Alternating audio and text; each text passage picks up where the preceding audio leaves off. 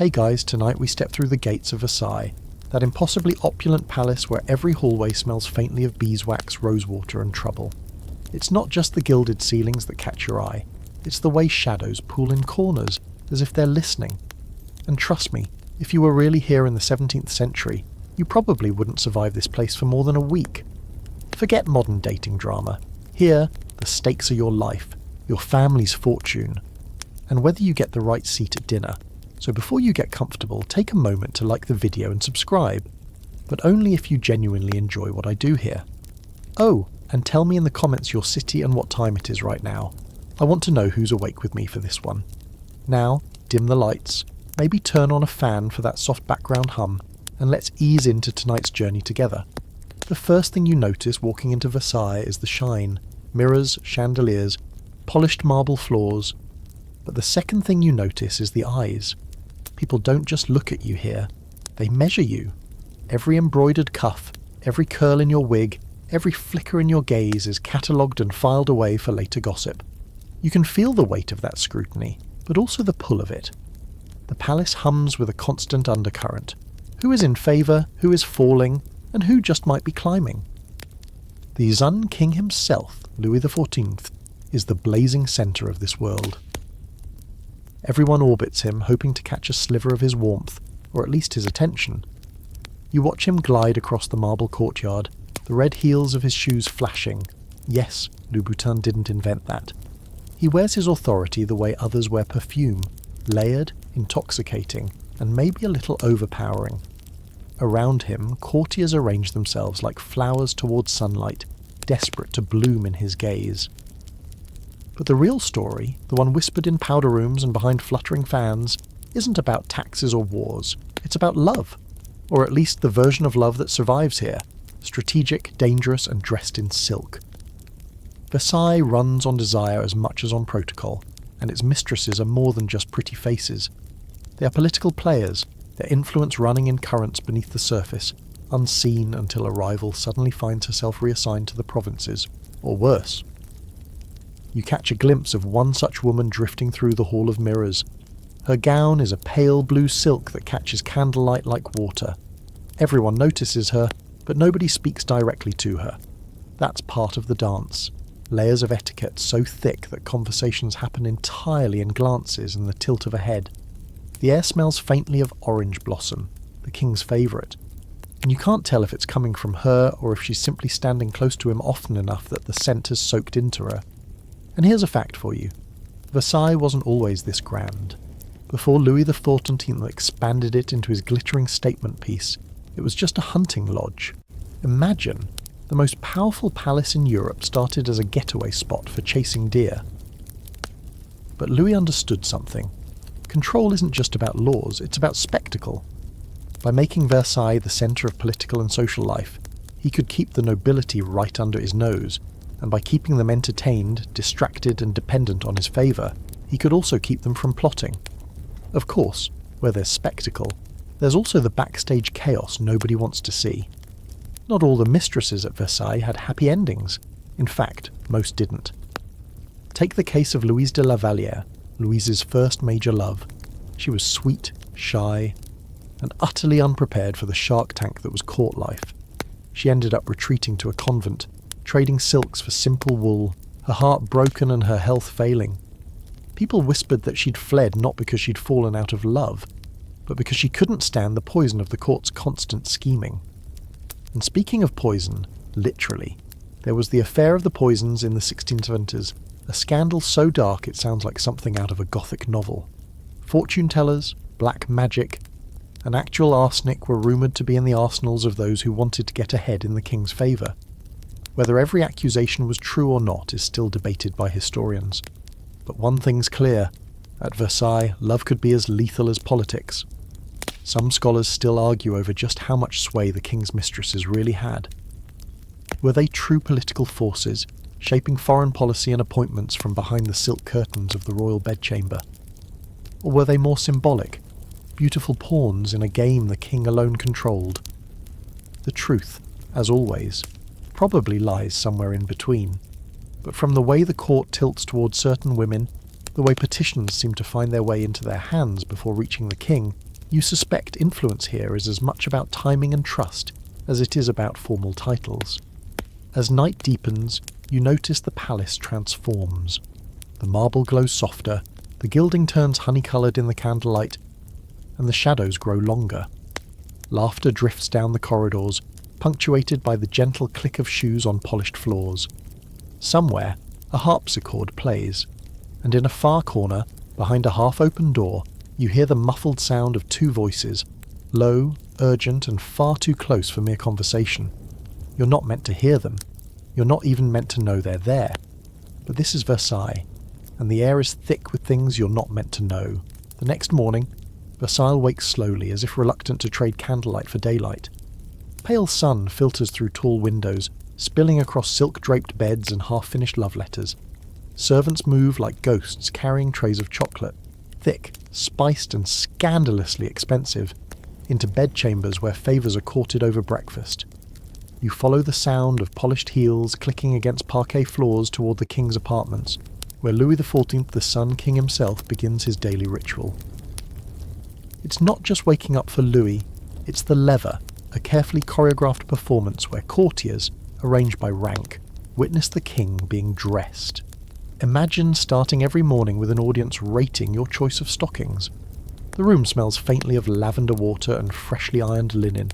You notice how every movement, the way he accepts a lace cravat, the way he glances at a mirror, is designed to remind everyone here that he is not merely a man, but a living embodiment of France itself. And yet, behind all the grandeur, you can feel the pulse of something more intimate. Louis is a man who thrives on adoration. He collects it like others collect art. The gaze of his court is not enough. He needs private worship, the kind only a mistress can give. This is his secret balancing act. On one side, absolute monarch, the centre of European politics. On the other, a man driven by desire, ready to gamble stability for passion. Historically, Louis XIV is remembered for his wars, his art patronage, his obsessive micromanaging of court life.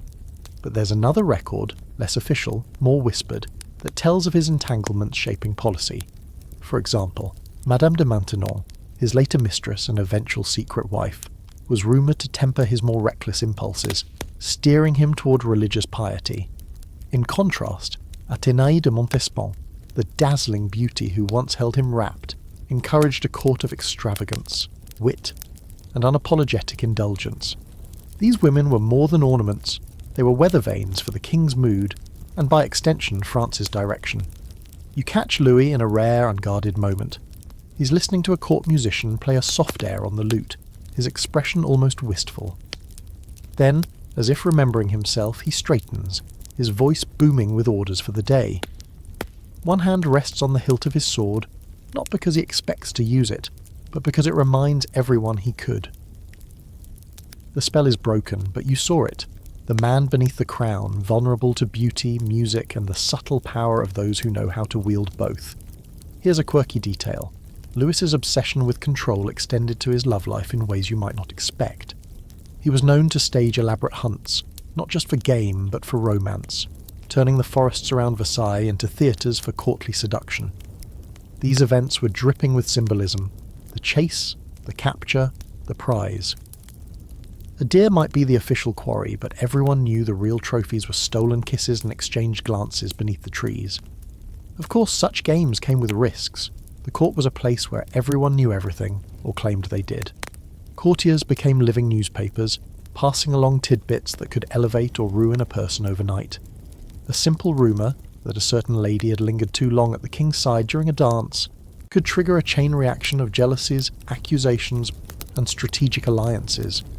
Some historians debate whether Louis deliberately allowed such gossip to thrive, believing it distracted his nobility from more dangerous plotting. Whether by design or inevitability, Versailles became a pressure cooker of personal ambition wrapped in perfume and lace. Today, Louis seems in high spirits. He strolls through the hall of mirrors, sunlight catching the gilt frames until the entire space feels like a jewel box. Courtiers fall into place around him like petals following the turn of a flower. You can feel the air shift as he approaches, the subtle tightening of posture, the widening of smiles. It's not just respect, it's survival. A good word from the king could mean land, titles, or the erasure of a debt. A frown could mean a slow, humiliating slide into irrelevance. And then, there she is, Madame de Montespan herself, sweeping into the hall as if she owns it.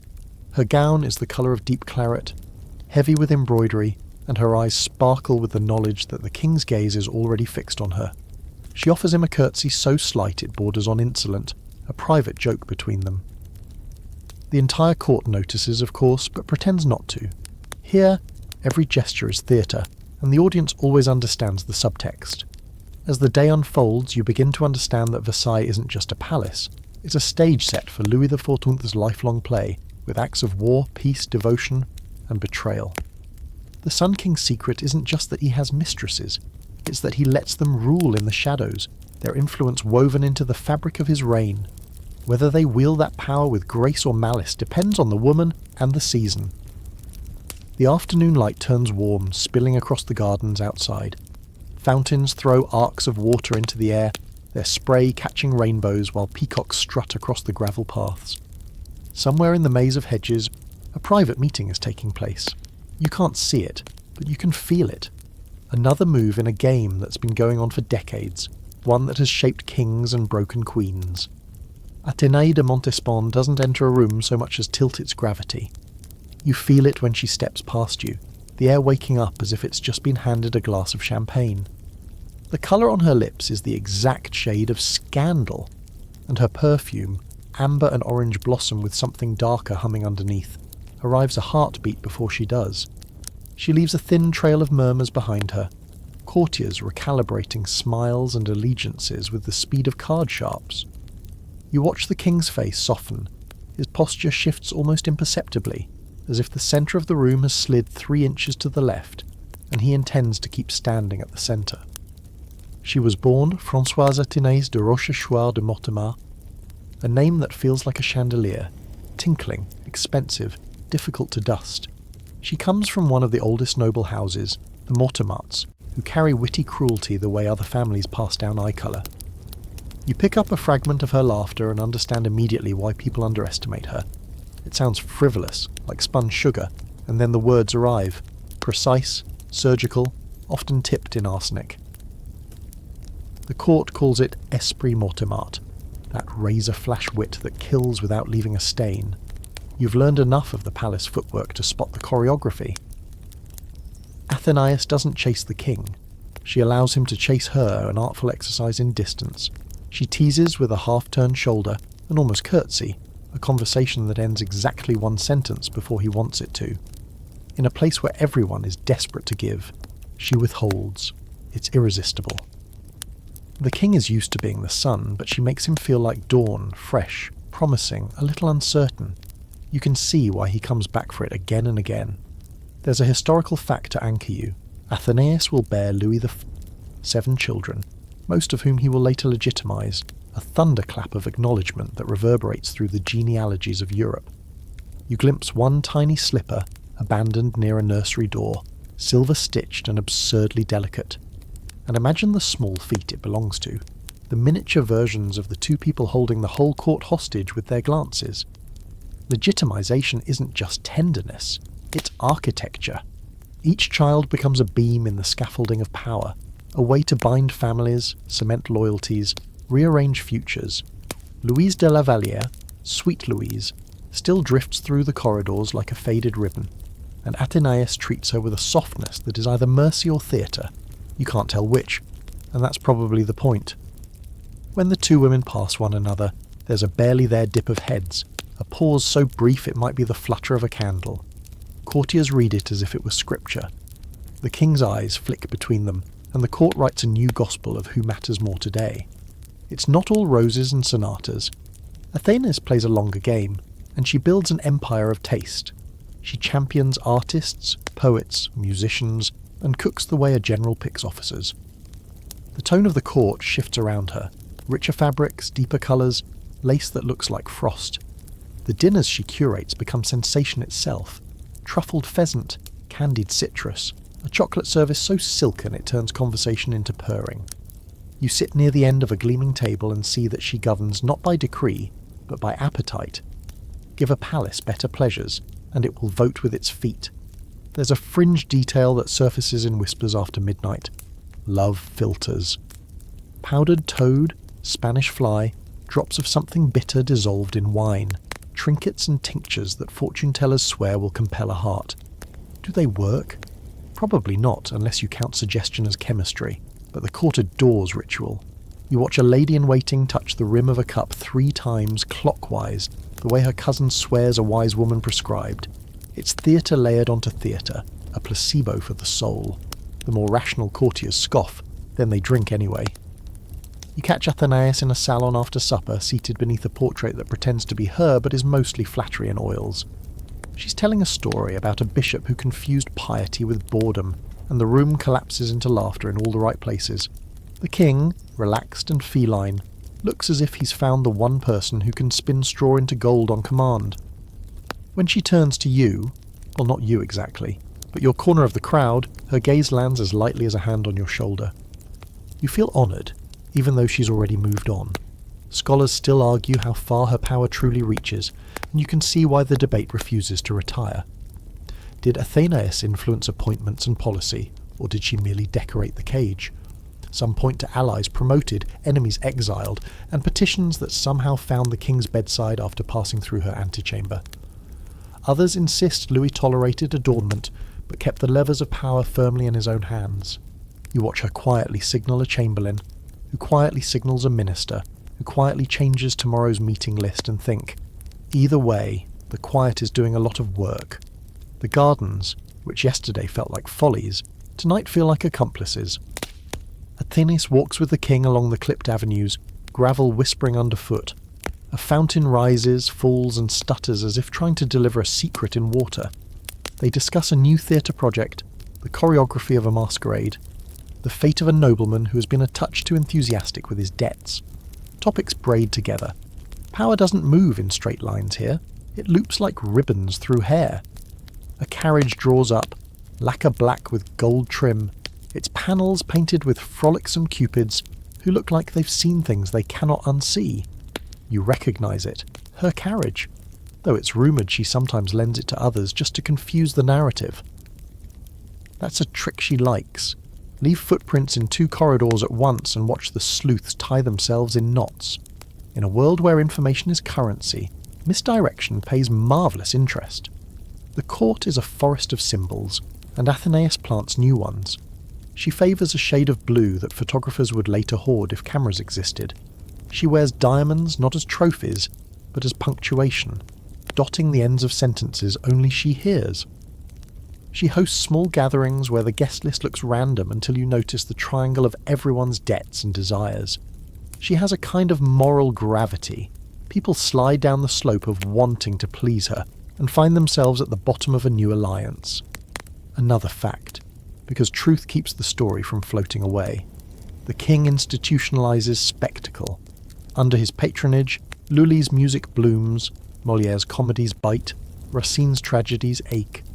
Athenaeus applauds most loudly for the pieces that prick hypocrisy, which is either bravery or camouflage. You decide it can be both. Her taste is not just chic, it's strategic. The plays people quote at supper become the metaphors ministers use in memos, and from there the ideas seep into policy like perfume into silk. You pass a chapel where candles gutter in the draught and see a woman kneeling very still. It isn't Athenaeus, that will be another story, but the sight lingers like a thorn in cotton. Pleasure and piety live side by side here, awkward roommates who pretend not to notice each other's laundry. The king trims his conscience with confessions, the court trims its anxiety with gossip, everyone selects their absolution. As for the darker rumours, those whisper-shot tales that Athenaeus sought charms to keep the king's desire, historians still gnaw at the bones of evidence. Did she truly consult the shadowy vendors who sold powders and prayers, or did her enemies fatten the stories to make her fall feel deserved? What's certain is that envy is a factory that never closes. In the warm shimmer of her rooms you sense the cold drafts under the doors, letters being copied, servants being bought, a rival counting the king's glances with prayer beads of spite. And still, when the lever arrives the next morning, Louis smiles as if the sun is returning specifically for him, and the court aligns like iron filings around a magnet. Athena's is fashionably late, which is to say exactly on time. She curtsies, he inclines, the machinery purrs to life. If the palace is a clock, she is the jewelled escapement, regulating the pace so that power doesn't run down all at once. You don't know how long such balance can last, but for now, the hands glide without a tick. You're caught by a final image at the end of the day. Athena standing at a window in the Hall of Mirrors, her reflection multiplied to infinity.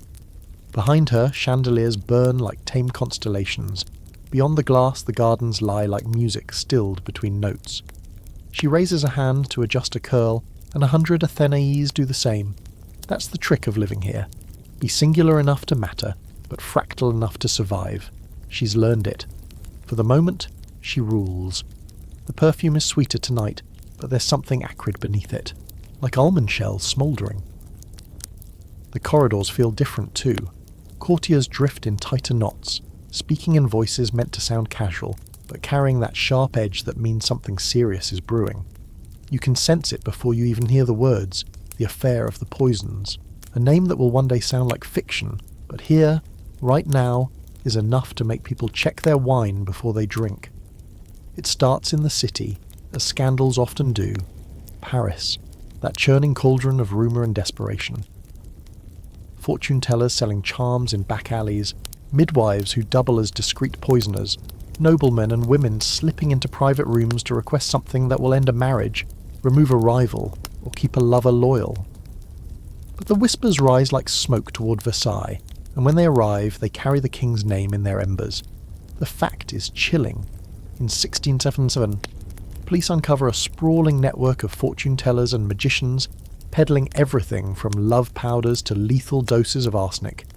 Some of the clients, members of the very court you've been gliding through.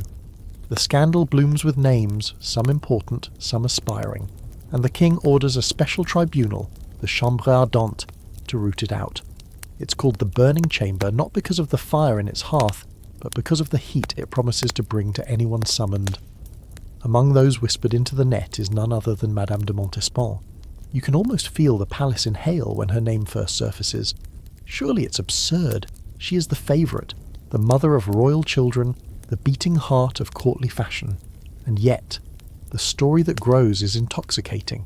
That she visited fortune-tellers to secure the king's devotion, that she had powders sprinkled into his food, that she whispered spells during mass. The fringe detail, the one people tell with a gleam in their eyes, involves a woman named La Voisin, a famous fortune-teller who sold philters, charms, and occasionally death in a bottle. In the whispered version, Athenaeus attended a dark mass officiated by a defrocked priest, a baby sacrificed, the king's name invoked in smoke. Whether any of it happened is a tangle historians still can't fully unknot. There are testimonies, yes, but they were gathered under pressure, in the fevered atmosphere of scandal. How much is truth? How much is theatre? It's a debate that still pricks the edges of scholarship. You see Athenaeus in the Hall of Mirrors the morning the rumours reach full boil. She's all composure, her gown a pale gold that turns her into an extension of the light itself. If she's rattled, it doesn't show. In fact, she laughs more than usual, a note brighter than the harpsichord. This is her counterattack. If she can make the court laugh, she can make it doubt. Around her, courtiers recalibrate again. Nobody wants to be the one who believed a story that later becomes ridiculous, and yet you can see the flickers in their eyes, calculation, hedging. Louis, for his part, is icy in his defence. Publicly, he refuses to believe the charges. Privately, you wonder. His affection for her is real, but so is his instinct for self-preservation. He cannot afford to let the scent of poison cling to the throne. The court senses it too. The balance shifts ever so slightly. A feather's weight at first, then more. The Chambre Ardente becomes a theatre in itself. Testimonies spill like wine on white linen. The accused describe rituals in lurid detail, black candles, cups of blood, whispered prayers to the devil. Some confessions are almost certainly embroidered to please the judges or deflect harsher punishment. Others sound like pure invention, but the danger is that the stories are just believable enough to stick. One night, As you move through the garden's shadowed paths, you catch a fragment of conversation between two cloaked figures. One swears they saw Athenias visiting La Voisin's house in Paris. The other swears they saw her in Versailles that very night. That's how it works here. Truth and fiction share the same mirror, and no one cares to scrape away the silver to check. Historians still debate whether the scandal directly caused Athenaeus' eventual decline in favour. Some argue her position was already eroding under the influence of Madame de Maintenon, whose quiet piety appealed to the king's ageing sensibilities. Others insist the poison affair was the stone that started the landslide. You suspect both are right. In a place where image is everything, even the faintest crack can spread until the whole facade gives way. And yet, in these days of shadow, Athenaeus continues to host suppers that glitter. Perhaps it's defiance, perhaps habit. You sit at one of her tables and watch her command the conversation, pivoting from a jest about the Dauphin's hunting dog to a sharp observation about an ambassador's nervous tic. She's still the centre, but the edges are fraying.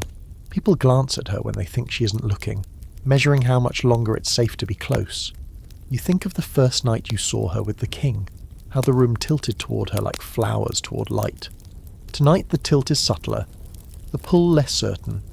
Power here is like perfume, it fades unless renewed.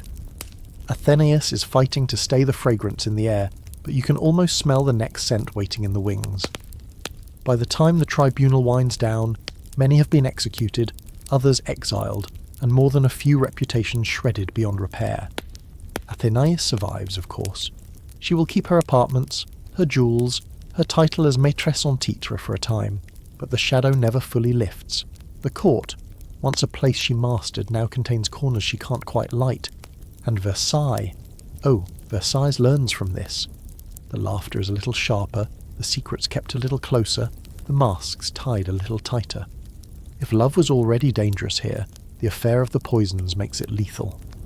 Night at Versailles is never truly dark. Even after the great chandeliers are snuffed, a low glow hums through the corridors. Oil lamps, embers in grates, candlelight trembling behind half-closed doors. Tonight the shadows seem to lean closer. You follow a slim figure down a side passage, the click of her heels muffled by a Persian runner, until she slips into a narrow stairwell where no courtiers linger. This is where the letters travel, not the official ones with wax seals and neat copper plate, but the kind written in hurried, slanted script, their edges smudged from being folded and refolded in a warm palm. The letters that say things too dangerous to speak in daylight. Sometimes they're love notes, pleas, promises, feverish declarations.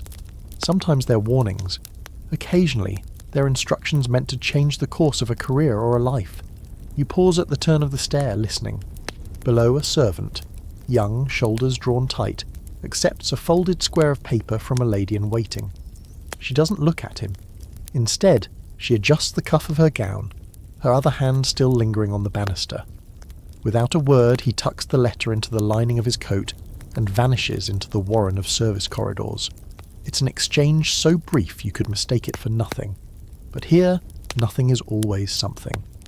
Fact. Versailles has a postal system within itself. It isn't official, of course, but it's efficient. Messages pass from maid to footman to stable hand, slipping between worlds. A minister might receive an unsigned warning about an enemy's plot. A mistress might receive a pressed flower with a single word scrawled on its stem. Sometimes the king himself is the recipient, though those letters are never left in his own hand. In one of the antechambers you see Madame de Maintenon seated near a small writing desk, her quill moving fast but without flourish.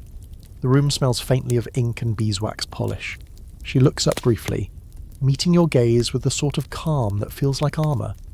The letter she seals is plain, no crest, no ribbon, yet you can feel its weight. It will travel through 3 sets of hands before it reaches its target, and no one will claim to have seen it. The fringe detail here is charming in its way. Lovers at court often invented codes for their correspondence, substituting flowers for words, or tucking the first letter of each sentence into a hidden message. One particularly inventive pair reportedly exchanged notes hidden in hollowed-out walnuts, sealed back together with wax. If a servant happened to snack along the way, well, that was the risk. You wander into the orangerie at dawn, when the first pale light makes the glass panes shiver with frost. A gardener's boy brushes past you, carrying a wicker basket lined with linen. Inside, amid the oranges, is a slim roll of parchment. The handwriting is hurried, the ink blotched. You catch just a few words before he's gone. Do not be seen. Your pulse skips. It could mean a rendezvous. It could mean a trap. Historians disagree about how deeply these private communications shaped the politics of Louis's court. Some argue that such letters were simply the background noise of aristocratic life, a flourish of romance in a rigidly choreographed world. Others insist they were the lifeblood of Versailles, where a single sentence slipped into the right pocket could tilt the balance of favour or ruin a reputation overnight. Judging by the furtive glances, the half smiles, the sudden shifts in conversation you've seen, you're inclined toward the latter. That evening, you find yourself at a small supper in one of the king's lesser salons. Only a dozen guests, candles burning low, the air rich with the scent of roasted quail. Across the table, Madame de Montespan and a marquis exchange a look so brief you almost doubt you saw it. Later, as the group drifts toward the card tables, you notice a folded paper on her chair. By the time you pass again, it's gone. There's a story, whispered by a chambermaid, about a letter so damning that it never reached its intended reader.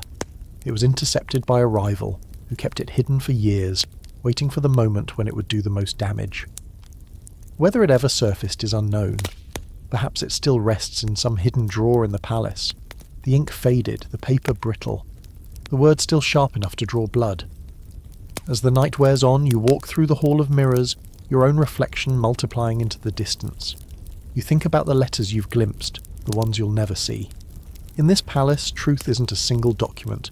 It's an endless correspondence written in shifting hands, always half erased. And like the flicker of candlelight in a drafty corridor, it's beautiful, fragile, and impossible to hold for long. You start to recognize the temperature shifts in rooms before a word is spoken. A salon fills, lace rustles, chairs scrape the parquet, and the air either warms with flattery or drops a few degrees when two surnames that don't mix drift too close. Tonight is glacial. At one end of the room, Madame de Montespan holds court in a gown that looks like garnet poured over steel. At the other, Madame de Maintenon sits by a low fire, composed, a prayer book tucked against a stack of petitions like a conscience sitting on paperwork. Between them, the court arranges itself the way iron filings settle around magnets, neat, obedient, and ever ready to flip if the field changes. Rivalry here is never a raised voice. It's a fan half open to the left, dismissal. A murmur paused exactly 2 syllables before a name, insult. A curtsy held a heartbeat too long, mockery. You take a chair near the card table where the real duels unfold. No swords, just diamonds, hearts, and a queen who decides whether to smile. A marquise draws a winning hand and laughs like crystal breaking. The countess beside her repeats the laugh, a shade too loudly, and the room clocks the mimicry with savage delight. It's a sport. Who copies whom? Who sets the tone? Who missteps and pays for it for months? Fact to ground you. The maîtresse en titre is not an unofficial ghost behind a curtain. She's institutionalized. She receives apartments near the kings, servants, precedence at ceremonies. Her presence reorders seating charts, visiting hours, even who gets to hand Louis his napkin. You watch that order ripple out in details. The way a buttery-eyed chamberlain bows deeper on one side of the salon. The way a minister lingers a shade too long near a specific chair. Power is a geometry problem in satin. Enter a new variable, Marie-Angélique de Scoraille, soon to be Duchesse de Fontanges, a fresh bloom of blonde curls and youth. She glides in like a hymn sung off-key, charming purely because it doesn't realise it's wrong for the room. Her arrival is a lightning strike across Athena's horizon. The king's eyes, always wandering by nature, settle with distinct interest, and you feel a dozen women recalculating futures behind courteous smiles. Here's the quirky bit the court breathes like gossip oxygen. The towering Fontanges hairstyle is said to be born when, during a hunt, her coiffure collapsed and she tied it up with ribbons in a hasty poof. Louis adored it, so everyone immediately pretended they'd always planned to look like gift-wrapped candelabras. Whether the story is true hardly matters. Tonight, the hair is an architecture of ambition. You pass beneath one such construction, and wonder how many pins it takes to hold up a reputation. Fontange floats where Athénais prowls. She is gentler, less equipped with the Mortemart rapier wit, more likely to stumble into an advantage than Choreograph 1. But Versailles adores a new toy, and novelty cuts a path sharper than satire. When Athénais lets a joke fly, flawless, precise, designed to land like a needle on velvet, the king smiles. When Fontange fumbles a compliment and blushes earnestly, the king laughs, which, inconveniently, can be even more dangerous. You catch the queen, Maria Theresa, from the corner of your eye, a figure of quiet endurance. Her composure is iron wrapped in lace, her face trained into serenity by years of necessary swallowing. The rivalry that matters most to her isn't between ladies, it's between her dignity and the carousel of women orbiting her husband. She nods once to Maintenon, who returns a small grave bow. That line, piety to piety, glows faintly in a room full of sparks. At the card table, a duchess places a small bet and an enormous rumour in the same motion. "I hear," she purrs, "that the king has asked Fontange to keep a private pew." The idea is absurd. Private, in a court that is public by design. But the rumour isn't meant to be plausible, it's meant to bruise. You watch the little bruise bloom across faces, a shade of purple disguised as amusement. Someone whispers back that Maintenon prefers the chapel's shadowed side aisle, so who can say? The rumour bruise deepens. This palace speaks lampoon as a second language. By midnight, there are verses, cruel little bird bones of poetry, flitting from fan to fan, comparing Athénais to a fading comet, and Fontange to a sputtering candle. The authors are always anonymous and always obvious. You see a duke laugh too loudly at a line about a halo of ribbons, hiding emptiness, and a week later he will discover his request for a hunting license denied. Nobody draws a line between the two. Everyone knows where the line is. A historical thread winds through the whispering. Louise de la Vallière, long gone to the convent, is now Sister Louise of Mercy. Her exit is a ghostly backdrop to tonight's games. She is the cautionary tale that gives the candlelight its edge. Athénais ensures her children with the king are educated and elevated. Each proof of her enduring relevance, Maintenon ensures those same children learn virtue, each proof of her necessary influence. Who raises, who rules, who touches the conscience, 3 different crowns, 1 head of state. You see why the rivalries crackle. A fringe practice pops up near the fireplace. A young countess flips her closed fan, then taps the edge against her wrist 3 times. A tiny code that means, "Watch me." She crosses to an equerry, says nothing, and drops her glove. He retrieves it, returns it, bows. A minuet of silence. The glove is not the point. The witnesses are. The court collects these small currencies the way misers hoard coins, then spends them as leverage later. Scholars argue still over how substantive these rivalries were. Was policy shaped in the eddies between Athénais's wit and Maintenon's gravity? Did Fontange's brief blaze displace real power, or simply distract it? One camp says Louis played every faction like a harpsichord, using rivalries to keep the keyboard from sticking. Another insists that patronage and preference, who got the nod at supper, who earned a private word after Mass, shifted ministers and missions more than any edict. You watch a Treasury official angle toward Maintenon's chair with a petition, and decide the debate isn't academic for him. The night comes to a head in the theatre, where a new tragedy unspools lines about pride and downfall with the subtlety of a sermon in velvet. Athénais laughs at an inopportune moment, a deliberate show of immunity. Fontange, earnest, dabs at her eye. Maintenon watches without reacting, which is its own carefully curated reaction. The king applauds generously, and when the applause fades, he leans first to Athénais with a private word, then offers his arm to Fontange for the promenade. 2 moves, 1 message. I can be constant and inconstant at the same time. The room inhales. Outside, the winter stars look like throne salt. The walk through the gardens is a choreography of positions, who gets the inner side of the path, who drifts 2 paces back, who is accidentally boxed out at the turn. You catch a stray comment from a captain of guards about a cousin who may soon be posted to Flanders. The cousin's prospects rise or fall on whether Athénais or Maintenon wins tonight's imperceptible tug-of-war. That's the arithmetic of this place. Soldiers march because silk twitched correctly. A footman hustles past carrying a covered tray. Inside, not pastries, letters. You almost laugh, of course. The day's rivalries will be summarised by midnight, rewritten by dawn, each side reminding the king of its usefulness, its charm, its indispensability. Memos cloaked as devotions, flattery pressed into wax, anxieties perfumed. You hope the poor footman never stumbles. Here, a misdelivered note is a loaded pistol with no safety. By the time candles are pinched dark, the rankings have shifted a fraction. Athena still gleams, but a little like the sun dropping nearer the horizon. Maintenon shines in the way of a lamp that refuses to go out. Fontange burns fast, reckless as a spark on dry tinder. The court pretends to sleep. In reality, it dreams strategy. You slip back through the hall of mirrors and catch your own reflection looking cunning. That's the secret of Versailles rivalries.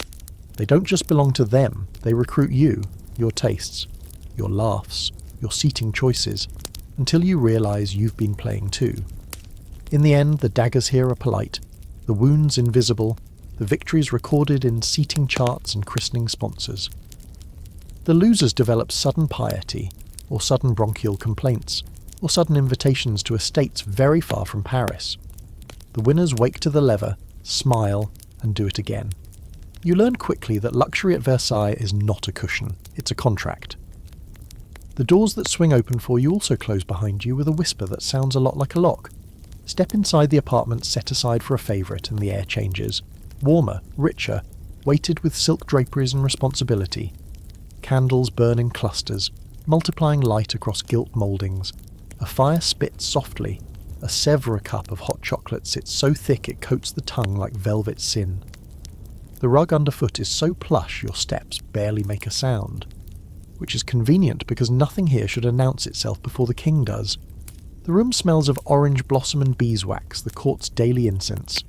A maid smooths the coverlet with a palm that never lifts from the fabric, as if even the bed might develop creases if left unattended. The bed itself, monumental, curtained, staged, is not just a place to sleep. It's a platform. You are meant to be seen here, or more precisely, meant to be imagined here. Mirrors catch your profile and repeat it gently, flattering you into the role you're expected to play. Indulgence made flesh, taste given a face, influence disguised as intimacy. But the walls are thin in the ways that matter. Your apartments are near his, which is a privilege, and a leash. The privilege, you're near enough to answer a summons with 5 pins and 2 breaths. The leash, you're close enough to be watched by everyone who wants to count those summonses and measure their length. The king's attendants glide past your door with expressions of carved serenity, but you know they're also an abacus. Every visit is a bead sliding one place or another. Up in favour, down in favour, no movement, try again tomorrow. A fact to ground the opulence, in 1673 and 1674, Louis XIV formally legitimised several of Madame de Montespan's children, raising them to princely status and threading their futures into the tapestry of French nobility. Its love-turned policy, tenderness engraved in the state ledger. In practical terms, it means tutors, titles, and rooms of their own. It also means your position comes with offspring who are now political instruments as much as beloveds. When a governess bows to you, she's bowing to a micro-ministry. Your day is a choreography of small performances. You wake to the sound of the palace, boots in corridors, logs being stacked, a harpsichord practicing scales like a bird clearing its throat. You accept a chocolate from a silver tray. You say something witty at precisely the right level of biting. Enough to prove you're sharp, not enough to be called cruel. You choose a gown whose colour answers a rumour without admitting there was a rumour. You pet a small Italian greyhound that has learned to sit exactly where it makes you look most serene. And then there are the rules. The visit at such and such time means nothing. The visit at a fraction past, that means everything. Never stand between the king and a window. Never speak to him before he speaks to you, unless the house is on fire. Never wear the same jewels twice in a week unless you are signalling thrift, which you must never signal unless he is, in which case you are an echo. The court will forgive you a lover but not a misstep in precedence.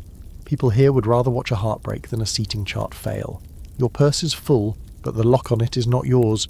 The king supplies pensions, gifts, apartments, horses, tapestries, boxes of cosmetics, and the occasional miraculous cancellation of a family debt. And yet, all of it is written in sand if his favour ebbs. You can feel it in the texture of every gift. The velvet has a grain that runs back to him. Pull the wrong way and it rasps. Even the staff who serve you ultimately serve him. Your steward is also a spy. Your hairdresser is a pipeline. Your confessor, well, you hope not. But hope is not policy. Quirky reality check. You keep a slender, boat-shaped porcelain chamber pot, called a bordeloo, tucked behind the bed drapery or under a side table. Ceremonies run long, and corsets and skirts are labyrinths, and Versailles does not pause for mortal biology. With practice and a maid's hand, you can survive a 2-hour audience and a 3-hour mass with your dignity intact.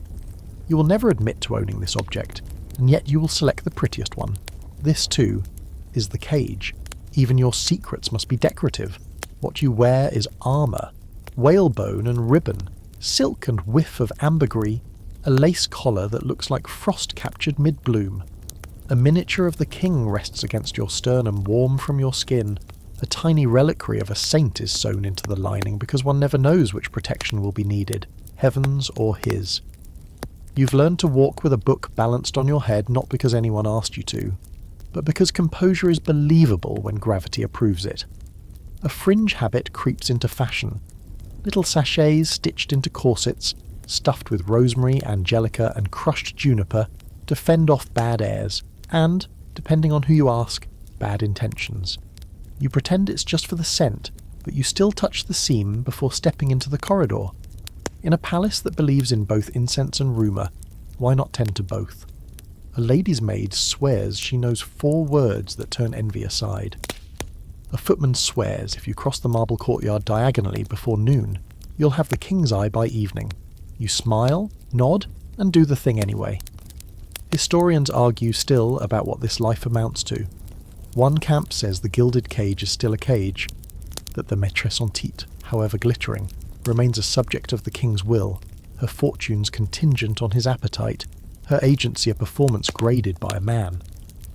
Another insists that within those bars, a clever woman created real vectors of power, patronage networks, policy nudges, religious turns, artistic directions that outlasted any evening. You tilt your head and hear the debate ghosting through time. Jailer or collaborator? Tool or tactician? Perhaps the answer isn't either or. Perhaps the cage turns into an instrument when you learn to play it. You sit for a portrait. It's an ordeal of stillness while the painter builds you out of light. He softens your jaw, deepens your eyes, adds the faintest sheen to your mouth as if laughter is always about to happen. That image will travel farther than you ever will, which is another kind of control. The version of you that people can own, hang, gossip about, admire safely from a wall. You resist the urge to blink when he paints the miniature of him at your throat, a fraction brighter than the rest of your jewellery. Subtlety is a medal of honour here. The queen passes you once in a gallery. Her nod is courteous, her gaze steady. In that gaze lives a lifetime of swallowing and choosing what to forgive. You return the nod and do not slow your step. If you speak, the room must become a courtroom. Neither of you needs that today. Later, you will send a gift to a convent in her name, a pair of candlesticks, heavy and simple, and it will be received and entered into a ledger that always discreetly balances.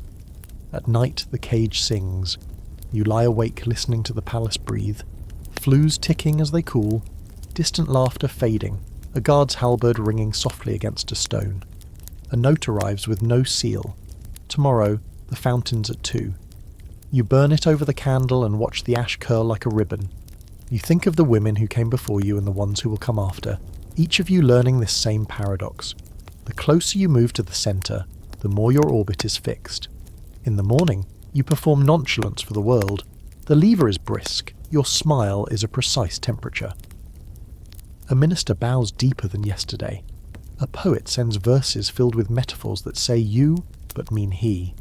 A child, yours, his, both, burst into the room with ink on a hand and a story about a sparrow that ate from the windowsill, and for a flicker of a second the cage disappears, replaced by something warm and human, and louder than protocol. It doesn't last. but it's the thing you hide in the lining of your day like a sachet. When you step into the corridor, the palace accepts you as one of its moving parts. Gilded, yes. Essential, perhaps. Free? Only in the most delicate, practiced ways. You glide forward anyway, because here survival is a kind of art, and you've learnt the brushstrokes. From the moment you meet Madame de Maintenon, you realise her power is quieter, steadier, and perhaps more dangerous than any jewelled comet streaking through the king's bedchamber. She arrives without fanfare, no grand sweep of skirts or cloud of perfume, just the calm gravity of someone who doesn't need to compete for attention. Her gown is of good fabric but sober colour, her hair arranged neatly without towering fontanges or cascading pearls. She speaks in measured tones, as though she edits herself before the words leave her mouth. And still, you notice people lean toward her, as if her voice is a private chamber they want to enter. Born Françoise d'Aubigné, Maintenon's beginnings were hardly gilded. Her father was a disgraced nobleman, her early years spent in poverty and uncertainty.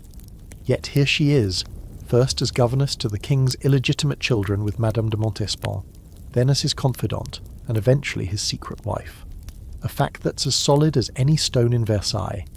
By 1683, after the death of Queen Maria Theresa, Louis XIV marries Maintenon in a private ceremony, no announcement, no grand parade, just a quiet rearrangement of the court's gravitational pull.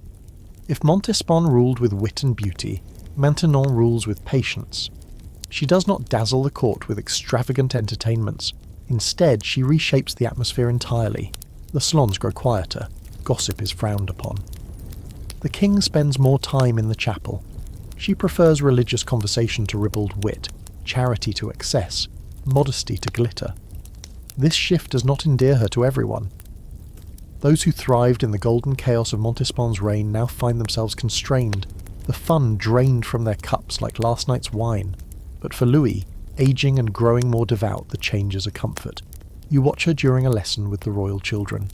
She kneels slightly so she's eye level with a boy reciting Latin, her hand resting lightly on his arm as he stumbles over a verb. The warmth in her face is unfeigned. When she rises, she's already adjusted her expression to the serene composure that greets visitors.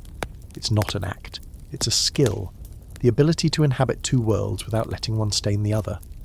Quirky fact: Maintenon founded the Maison Royale de Saint-Louis, a school for girls from impoverished noble families. It's both charitable and strategic. In educating these girls, she shapes the next generation of wives, mothers and influencers within the noble class. Every lesson taught, there is a quiet ripple of influence that will eventually reach back to Versailles. You can almost see the network of gratitude and loyalty stretching outward from that school, invisible but strong. At the same time, the tension between Maintenon and Montespan simmers beneath the surface. By the time Maintenon takes a more central role in the king's life, Montespan is already losing ground, partly due to age, partly due to the lingering stain of the affair of the poisons. Still, their encounters are study in layered civility. A curtsy, a remark about the weather, an exchange of compliments on attire.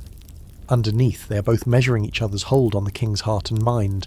You attend an evening gathering in Maintenon's apartments, expecting solemn conversation, but she surprises you. The topic is piety, yes, but the tone is almost conspiratorial. She asks a young courtier what he thinks of a recent sermon, drawing him out with genuine interest. When he falters, she rescues him with a gentle joke, then deftly turns the talk toward a political matter, as though to remind the room that she can navigate worldly affairs as easily as heavenly ones. Historians still debate how much political sway Maintenon truly had.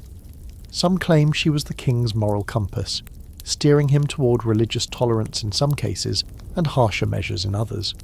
Others argue she simply reflected his shifting priorities as he aged, providing moral cover for decisions he already wished to make. You watch her in conversation with a minister, her hands folded neatly in her lap, her eyes fixed on his as though nothing else exists in the room, and you think, whatever her methods, she makes people feel chosen, and chosen people are obedient. There's a fringe detail whispered by a chambermaid, that Maintenon never accepts flowers in her chambers because she dislikes the distraction of their scent. Whether true or not, the rumour suits her image, unseduced by ornament, unswayed by the transient. Instead, She prefers a desk with neatly stacked correspondence, a devotional book, a single candle burning low.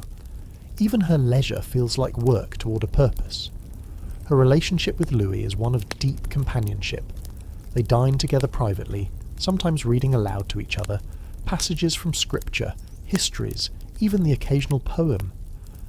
These dinners are not about seduction, but about sustaining a partnership that has weathered court storms.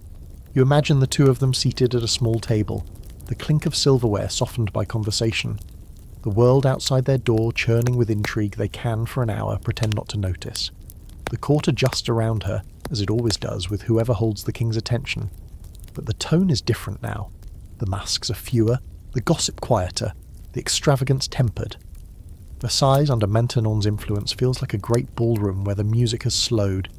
People still dance, but the steps are more careful, the glance is more restrained. Those who loved the riotous brilliance of earlier years whisper of dullness. Those who thrive in order call it refinement. One evening, walking back through the palace after a quiet supper, you pass Maintenon in the gallery. She's alone, holding a letter against the light of a candelabrum, her face unreadable. She notices you, offers the smallest of nods, and continues reading. You realise that in this court where everything is performed, her refusal to perform is itself a performance, a constant reminder that she is above the scramble, and perhaps that's why she lasts. The masquerade announces itself the way thunder does. First a murmur along the horizon, then a low shake under your feet. By late afternoon, attendants rush past like migrating birds, their arms full of brocade, plumes, and masks that grin with polite malice. You feel the palace tilt toward evening, and even the corridors seem to lengthen as if to make room for secrets. A note slides beneath your door. 2 words only. Come masked. You laugh softly, as if you dare do otherwise. By twilight, the antechambers bloom into costume gardens. A duchess ties on a wolf mask and instantly acquires a better posture. A marquis, dressed as a shepherd, pets an embroidered lamb with a tenderness he has never afforded a human. A line of dominoes, those hooded cloaks with eye masks called loups, drifts by like a flock of ravens with excellent manners. Your own disguise is a slip of satin edged in gold, stitched to sit lightly on your face. It shortens your sight just enough to make the world flattering. You can't help thinking that's half the point. Music gathers like warm rain, lutes, violins, and a bass viol hum in the next room while someone tests the keys of a harpsichord, a cascade of notes like pearls scattering over wood. The floor has been waxed to a polite sheen, and candlesticks stand in platoons along the walls, flames steady as if drilled in formation. The scent is familiar, beeswax, orange blossom. But tonight there's powder and musk and a hint of something mischievous, as if trouble has its own cologne. You enter the hall of mirrors, and the world doubles and doubles again until you lose count of your reflections. Masks amplify the effect. Dozens of anonymous someones ripple over gilt and glass, flirting with their own ghosts. A plumed harlequin bows, and for a moment you're sure it's the king, until a second harlequin bows deeper and laughs in a way that sounds exactly like him. This is the real charm of masquerade. You can play at a quality for an evening, provided everyone agrees to return their borrowed faces before dawn. Fact to ground the glitter. Back in 1664, Louis staged Les Plaisirs de l'Île Enchantée in the groves of Versailles, a days-long pageant of tournaments, ballets, and nighttime spectacles inspired by Ariosto. Molière trotted out new plays, Lully's music threaded through trees wound in lights, and courtiers wore costumes that turned the gardens into a living myth. That early orgy of art and power set the template for nights like this one. Entertainment as governance, fantasy as policy. You feel the echo tonight, Beg, even if the tempo has slowed under Maintenon's influence. The court still remembers how to sparkle on command. A masked lady taps her fan against your wrist, once, twice, thrice, then drifts away without a word. You follow the current to a quieter alcove where a statue of Apollo affects indifference. 2 dominoes murmur near the window, their voices disguised but their perfumes incriminating. At 2, by the Neptune fountain, one says, and you pretend to study the gilded cornice until they glide off. Masquerade is not only glitter, it's the grease that lets certain gears turn without squealing in public. Quirky, fringe detail. Some ladies line the inside of their masks with slices of orange peel or velvet scented with clove to guard the skin from the scratch of stiffened satin and to keep their complexion warm. Call it 17th century skincare meets espionage. More than one note is said to travel on the curve of a mask, pinned behind the temple like an idea you mean to keep. A clever maid can swap a mask mid-dance and deliver a message without anyone noticing the face has changed but the scent has not. The minuet begins, all geometry and grace, partners orbiting one another like well-bred planets. You step, you bow, you turn, and the pattern pulls you through the room the way a tide pulls a ship. Across the floor, you spot a shepherdess with a walk you'd recognise even in the dark. Athenaeus, wit concealed under ribbons. She laughs at something a Roman soldier murmurs, and you wonder if the soldier is a minister, a poet, or simply a very determined soldier. Meanwhile, a nun passes, a daring costume choice in a court currently tilting toward Piety, and for an electric heartbeat you think of Maintenon. But the nun twirls, ankle flashing, and vanishes into a bouquet of pierrots. Not her, not tonight. Scholars argue endlessly about what masquerade means here. One camp insists these nights temporarily dissolve rank, granting women and lesser nobles a pocket of agency, to choose a partner, to speak a truth they could never utter barefaced. Another camp counters that the illusion of freedom only reaffirms hierarchy. After all, the king's laugh is still the loudest, and everyone still bows to the same centre when the candles go out. Watching a masked maid trade places with her mistress for a dance, you suspect both readings are true, which is the kind of paradox Versailles prizes: liberty rehearsed, obedience performed with better costumes. A man in a fox mask drifts to your side and offers you a sugared almond.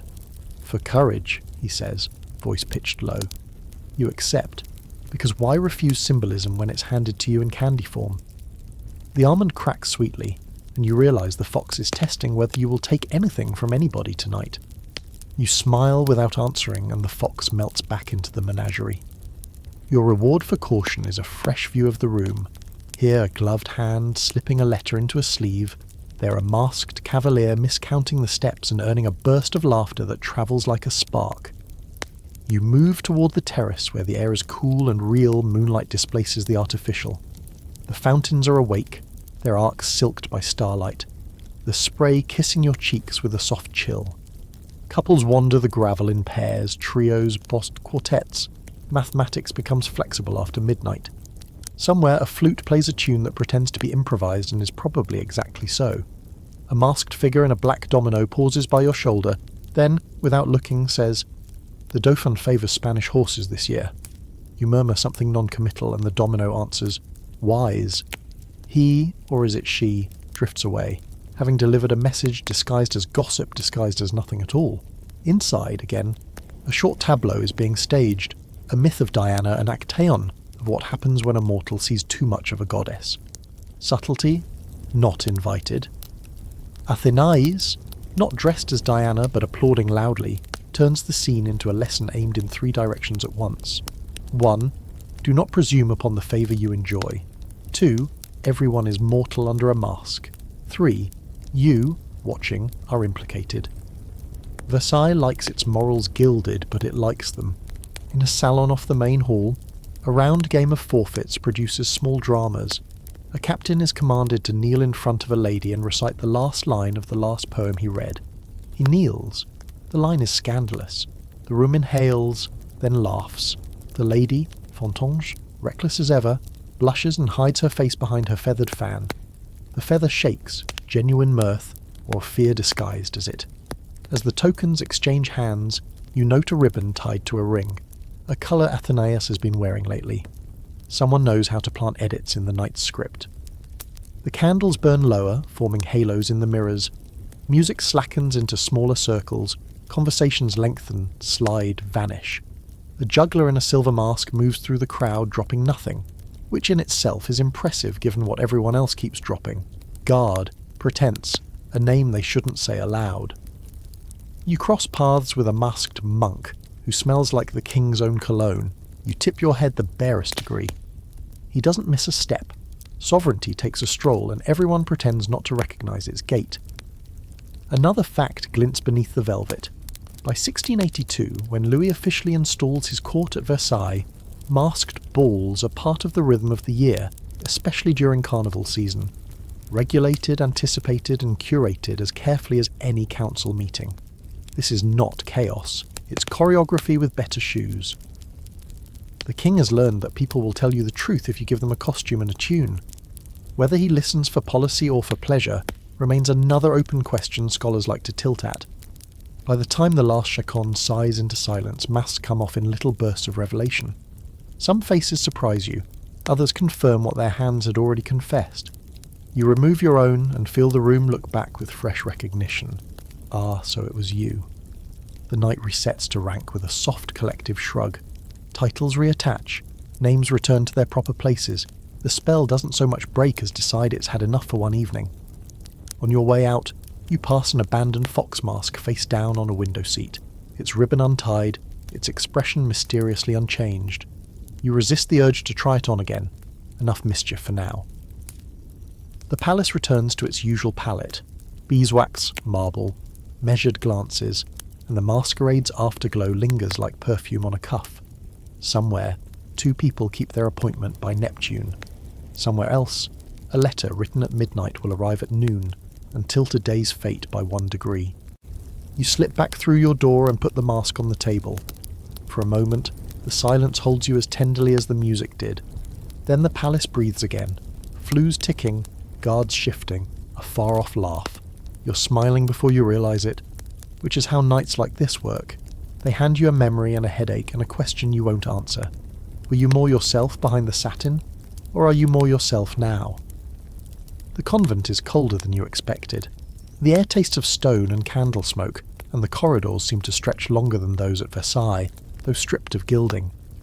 You're here for a visit, a courtesy call to Louise de la Vallière, the king's first great love, now Sister Louise of Mercy. Her retreat is both a fact and a legend. The fact: she left the court in 1674 to take the veil, renouncing the finery, the favour, and the man who once wrote her into the centre of the sun. The legend: she fled to save her soul from the slow poison of jealousy, unable to share him with Athenius or any other. Louise greets you in a plain habit, her face thinner, her eyes calm in a way that makes Versailles seem like a fever dream. She kneels to adjust a candle on the chapel altar, and the gesture feels heavier than any curtsy. It's a bow to something she considers higher than kings.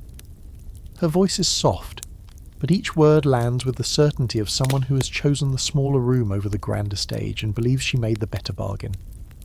You think back to the Versailles she knew. In the early years, she had the king's adoration entirely to herself. She was not a born intriguer, shy, modest, said to be more comfortable on horseback than at a ball. Fact: she once rode astride, scandalising some of the court, charming the rest, especially Louis.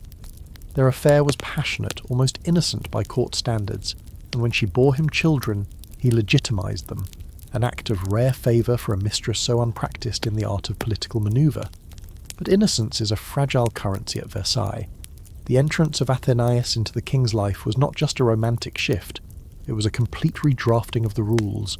Athenius could entertain, charm, and spar with the sharpest tongues. Louise could not, or would not. The court, which had been gentle toward her, began to treat her as a relic of a softer era. Her tears, they whispered, became as common as her prayers. By the time she made her formal retreat to the convent of the Carmelites, even the king could not, or would not, pull her back. Quirky detail: before she entered the convent, Louise famously walked barefoot through Versailles as an act of penance, wearing a coarse habit, a rope around her neck and carrying a large crucifix. The courtiers who once bowed to her watched in stunned silence as she passed, some with pity, some with scorn, some with the discomfort of seeing their own fragility paraded before them. The act was theatrical, yes, but also utterly sincere, a final performance that shut the door behind her. Sitting with her now, you sense that she does not miss the court's music, or the scent of orange blossom in the air. She speaks of her children with love, but without longing for the life she left. They are in God's hands, she says simply, and you realise she means it in both the spiritual and political sense. Children of the king, woven into the structure she no longer serves. The court, of course, has its own theories. Some claim she still pines for Louis in secret, that every prayer is half a letter to him. Others say she's found a peace that makes her a better friend to the king now than when she was his mistress. Historians debate whether her departure was entirely her choice or whether quiet pressure, perhaps from Maintenon's eventual influence, pushed her toward the cloister. You can feel the debate lingering even in this hushed chapel, as though the walls themselves are still deciding which story to keep. She offers you a small, worn book of meditations, its cover softened by decades of handling. On the flyleaf is a single inscription: "Pray for those who have what they desire." It's both blessing and warning, and you know it is meant for anyone who might leave this quiet place and step back into Versailles. On the journey back, the carriage feels louder than usual, the rattle of wheels on cobblestones like a drumbeat urging you forward. You picture Louise in her cell, a single candle for light, a rosary in her hands, the world narrowed to stone walls and the seasons beyond them. You wonder if she ever hears the distant echo of court music on a night when the wind blows the right way, or if she's taught herself to let the memory pass without opening the door. That night at the palace, the contrast is blinding. The Queen's apartments are lit for a small gathering. Harpsichord music drapes the air. The conversation is carefully curated to avoid politics and poison trials. Athena is absent. Whether from choice or strategy is unclear. Maintenon sits near the fire, her sewing steady, her gaze scanning the room as if reading each guest like a page. Someone mentions Louise in passing, and a flicker runs through the group. Pity, nostalgia, perhaps envy. After all, she is beyond the reach of courtly disaster, safe from the constant calculation that eats at everyone here. The king says little, but you notice he listens when her name is spoken. His eyes do not soften, exactly, but something in them loosens, as if remembering a simpler time when desire did not require an army of strategists to maintain. It is gone as quickly as it comes, replaced by the polite brightness he wears like armour. He moves on to a story about the hunt. The room relaxes, and the moment is folded away. Back in your chambers, you set the book she gave you on a table near the bed. The inscription seems to glow faintly in the candlelight. You think about the price of staying, the price of leaving, and how Versailles keeps all debts open until they are paid in full. Louise has paid hers, or believes she has. The rest of you are still calculating. If the court of Versailles is a theatre, then jealousy is its most popular genre, performed daily, without intermission. You see it tonight in the small theatre off the marble courtyard, where a new play is being staged. Officially, it's a pastoral comedy. Unofficially, it's a masterclass in coded insult. The actors wear garlands and carry wooden crooks, but their lines carry sharper points than their props. The fickle shepherd, one says, feeds every lamb but the one who kept his flock through winter. The audience laughs politely, some with eyes darting toward Athénaïs, others toward Fontange. You take your seat in the third row and scan the crowd. This is where intrigue thrives, not in the scripted lines, but in the reactions. A duchess laughs a beat too late. A marquis leans forward, as if eager to ensure his chuckle is noted by the right ears. The king sits in the royal box, expression measured, only the occasional twitch of his fingers betraying that he knows exactly which shepherd is being discussed. Fact: Louis XIV loved the theatre, both as entertainment and as a tool. Molière, Racine and Lully found generous patronage here, but they also knew that every play had to pass the silent censor of the king's amusement. A good laugh could secure a career. A misjudged barb could send you to the provinces with your trunk half-packed. Performances became safe spaces for dangerous truths, wrapped in enough lace and metaphor to pass as art. The court takes this example to heart. When they are not in the audience, they are writing their own miniature dramas, lampoons, satirical verses, songs sung softly in salons, quirky fringe detail. Some of the sharpest satires circulate not in ink but embroidered into handkerchiefs. The words concealed in decorative stitching. A lady might blow her nose on a perfect insult, then hand it back to her maid with a smile. Tonight the verses arrive in fans. A folded paper slips from one into another, each accident followed by a murmured apology. You catch a fragment, a rhyme comparing a golden apple to a sour pear beneath its peel. It's not subtle, but it doesn't need to be. The joy here is not in disguise, it's in the shared understanding of the target. Maintenon is present, but seated far enough from the stage that she can plausibly claim she hasn't caught every innuendo. Athena sits closer, head high, the faintest smile curling at the edge of her lips. Whether she's amused or sharpening her next retort is impossible to tell. Fontange giggles freely, perhaps unaware, or pretending to be unaware, that some of the sharper lines might be meant for her. During the interval, the theatre becomes a hive. Courtiers cross the aisles under the pretence of greeting friends, dropping lines like crumbs for others to follow. I heard the shepherd's wife was modelled after... Did you notice who failed to applaud that scene? The half-hour intermission is more dangerous than the play itself. On stage, insults can be denied, but in the audience, reactions are as visible as costumes. Historians argue about how much these social theatrics influenced actual policy. Some say that the satire served as a pressure valve, allowing grievances to be aired in a safe form. Others suggest the opposite, that ridicule was a weapon, softening the ground before a political move. Watching a minister laugh too hard at a joke about the old ewe in the corner, only to be conspicuously absent from next week's hunt, you suspect the latter might be true more often than anyone admits. Back in the hall after the play, the king invites the leading actors to his box. They bow deeply, their faces still painted, and Louis praises their skill with a smile that reveals nothing of his private opinion. This is part of the performance too. By keeping his reactions opaque, he forces the court to guess, and guessing keeps them on their toes. Later, at supper, the play is dissected with the precision of a surgeon. Guests praise the wit of certain scenes, the grace of others, all the while looking sideways to see who agrees. Athena makes a comment about how tiresome it must be for some to always play the supporting role, and half the table inhales. Maintenon doesn't flinch, just adds that virtue needs no lead role to be memorable. The king smiles faintly, like a man who has just been served two perfectly balanced courses. Quirky fact from the archives. There are records of courtiers commissioning small private performances intended to be witnessed by only a select audience, often the king and a handful of confidants. These microplays were crafted like letters, each scene a paragraph of flattery or persuasion. The practice was risky. A scene too pointed could look like manipulation, a scene too bland like wasted opportunity. But in a world where influence is measured in moments, a successful 5-minute performance could do more than a month of formal petitioning. As the night deepens, the echoes of the play linger in the corridors. The shepherd, the lambs, the winter, these metaphors will be quoted and repurposed for weeks, sometimes to amuse, sometimes to wound. You imagine the lines mutating in retellings, taking on sharper teeth or softer tones depending on who is telling them and to whom. Walking back to your rooms, you pass 2 servants sweeping the stage, gathering fallen petals from a prop garland. One hums a tune from the evening's performance, the other says, "I like the part about the sheepdog best," and you realise even the smallest roles can be remembered if they bite hard enough. At Versailles, every stage, grand or makeshift, is a battlefield, and jealousy writes some of its best plays. By day, the gardens of Versailles are an extension of the king's ego, perfectly clipped, symmetrical, tamed into submission like courtiers trained to bow on cue.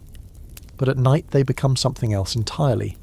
The symmetry softens, the shadows pool in the alcoves, and the air smells of damp earth instead of polished marble.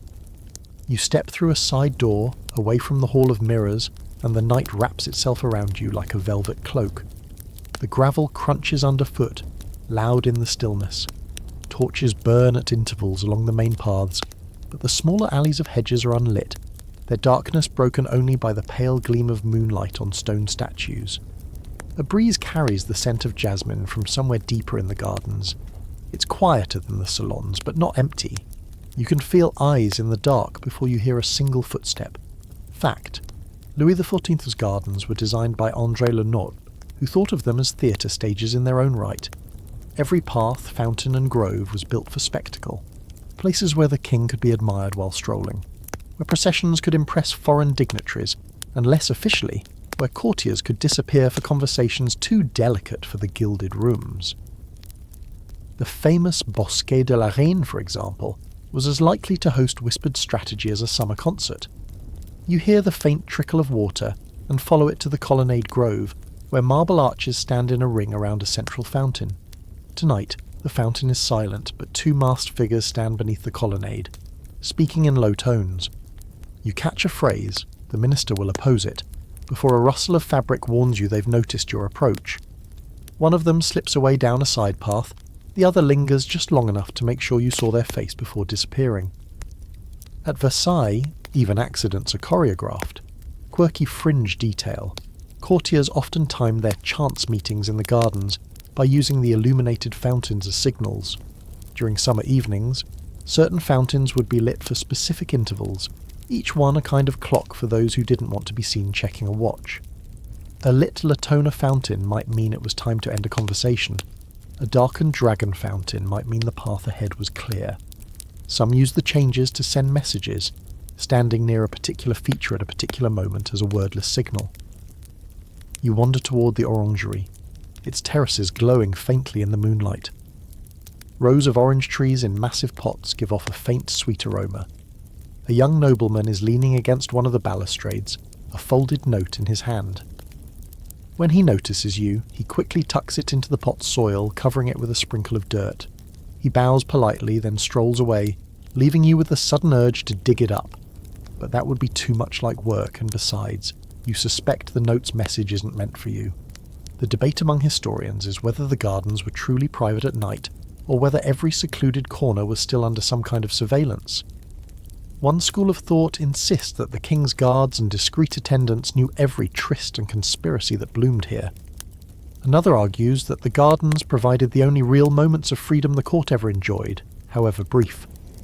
Watching the shadows flicker against a hedge, you think the truth is probably both, that the king allowed some secrets to flourish if they served his purposes, and crushed others when they grew too bold. You pass the Apollo fountain, its gilded horses frozen mid-leap from the water. In the moonlight they look almost alive, as if they might gallop across the surface toward the palace. The sound of footsteps comes from behind you, deliberate, unhurried. A woman in a pale gown emerges from a side path, holding her skirts to avoid the damp. She glances at you only briefly before continuing on, her pace measured. You can't tell if she's Athena, Maintenon, or someone wearing their confidence like a borrowed coat.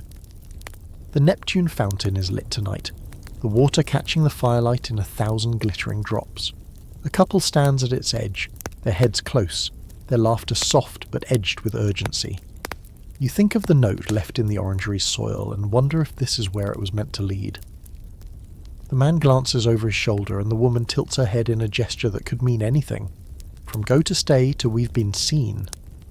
In the gardens, meanings multiply with the shadows. Quirky fact: some of the groves were planted with species chosen specifically for their symbolic meanings. Laurel for victory, myrtle for love, boxwood for constancy. Courtiers with a taste for subtlety would choose meeting spots based on these associations. A whispered conversation under the myrtle might carry a promise. A meeting in the laurel grove could hint at ambition. The king, ever aware of symbols, occasionally staged official events in these spaces to bend their meanings toward his own image. The deeper you walk into the garden's labyrinth, the more it feels like the palace has let you slip out of its grip. The sounds of the fountains fade, replaced by the rustle of leaves and the distant hoot of an owl. You pause in a small clearing, the moonlight falling in a silver pool at your feet. For a moment it's easy to imagine this is freedom. No eyes watching, no titles weighing on your shoulders. Then you hear a cough, polite and unmistakable, and a figure steps from the shadows, a palace guard. He bows, gestures toward the main path, and escorts you back toward the light. By the time you re-enter the palace, the gardens already feel like a dream. The air inside is warmer, heavier, and carries the faint scent of beeswax. You glance back through the glass and see the Neptune fountain still glittering, but now there's no one beside it. Whatever was said there tonight will live only in the memory of those two voices, and perhaps in the soil of a certain orange tree. In Versailles, clothing is never just clothing. It is a sentence, a declaration, sometimes even a threat wrapped in silk. This morning's lever feels more like a fashion tribunal, with courtiers parading through the king's chamber in a spectrum of meaning disguised as colour. Gold is loyalty, black is mourning, or depending on the cut, disdain. A dash of Spanish lace might be a nod to an alliance, too much might be a critique of it. You're dressed in a gown the shade of fresh cream, embroidered with a lattice of silver thread that catches the light without blinding anyone. perfect for seeming important, but not presumptuous. Your hair is arranged in a style that took 2 maids and an hour to perfect, every curl in place, ribbons matched exactly to the sapphire at your throat. You know this because in Versailles appearance is not an afterthought. It's the first salvo in the day's silent battles. Fact, under Louis XIV, the rules of court dress were codified down to fabric, trim, and even the number of sword knots for gentlemen. The king understood that by controlling how his nobility dressed, he controlled not just their appearance, but their purse. The cost of keeping up with court fashion was astronomical, ensuring that nobles remained financially dependent on royal favour. A gown might cost as much as a small estate. A single season could ruin you if you guessed the wrong trend. Athena, of course, wears fashion-like armour.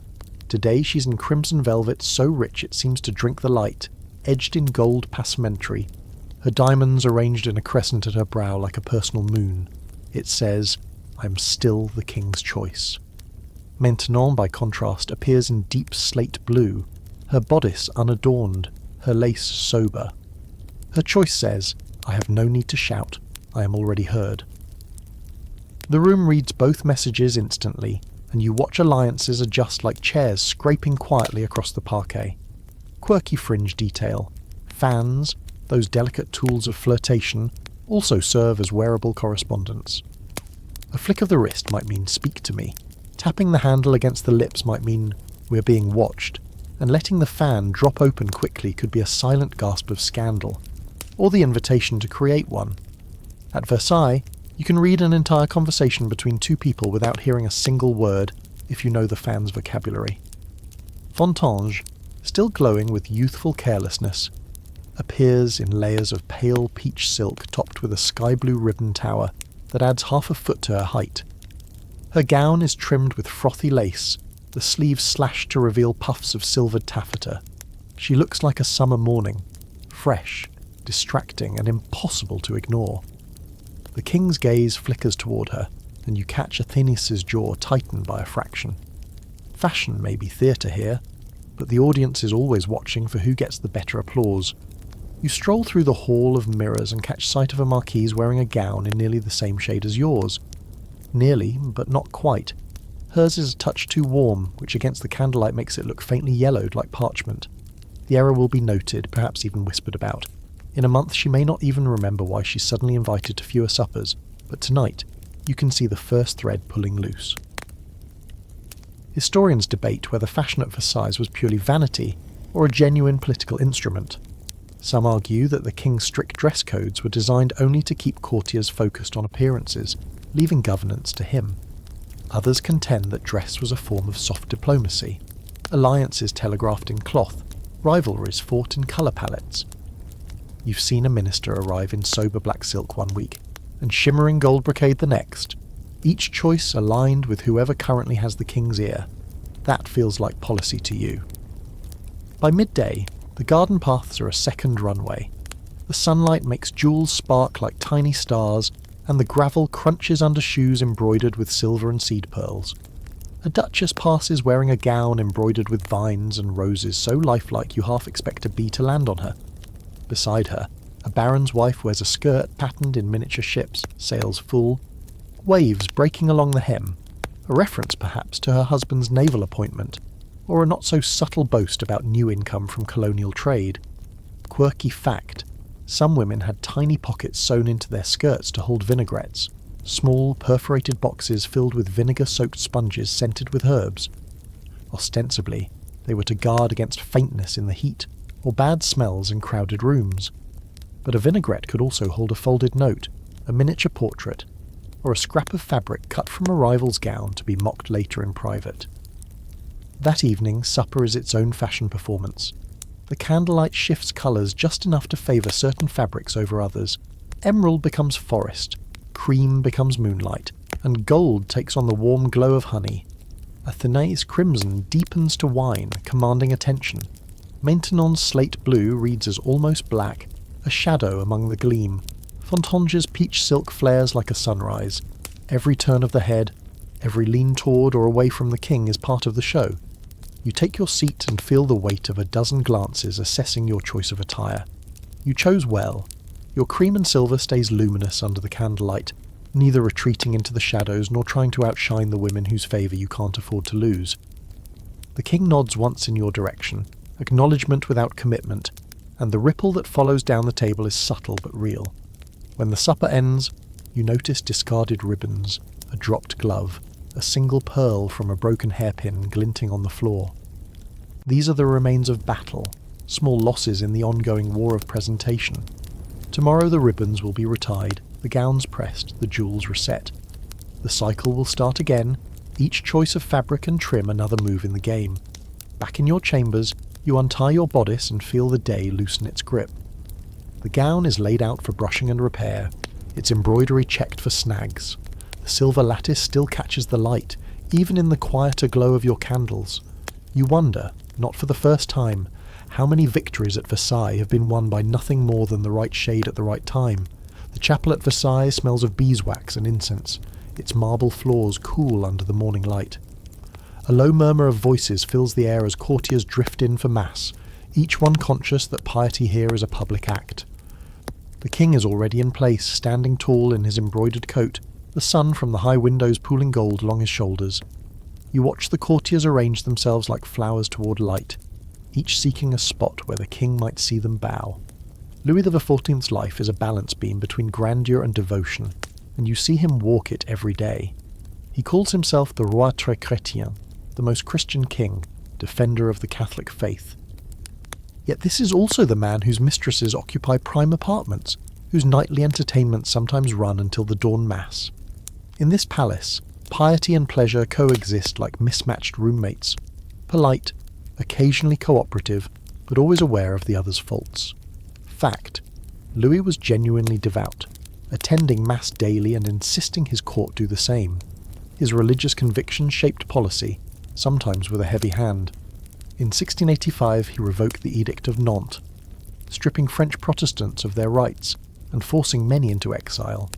The decision pleased Catholic hardliners, but drained France of skilled merchants, craftsmen and soldiers. Whether Maintenon encouraged this for moral or political reasons remains one of the court's quieter debates. You glance across the chapel and see her now, Madame de Maintenon, head bowed, lips moving in silent prayer. Her presence radiates composure, and the king's eyes flick toward her more than once during the service. Athena is absent, perhaps strategically so. She has never been one to kneel where she does not feel inclined. Her piety, when shown, is often as theatrical as her wit. Quirky fringe detail. Some ladies keep small prayer books with hidden compartments in the gilded covers, the space inside used to conceal love notes or political messages. The idea is simple. No one questions a book in a chapel. You've seen one marquise flip through her Hours of the Virgin while discreetly reading a folded scrap tucked between the Psalms. In Versailles, even the sacred can serve the secular. The mass moves through its rhythms, Latin phrases weaving with organ music until the two seem inseparable. You catch the king's profile, his face intent, his posture regal. This is a different Louis than the one who presides over the Hall of Mirrors or the hunting field. Here, he appears humbled, not by a person but by the weight of his role. Monarch as spiritual guardian.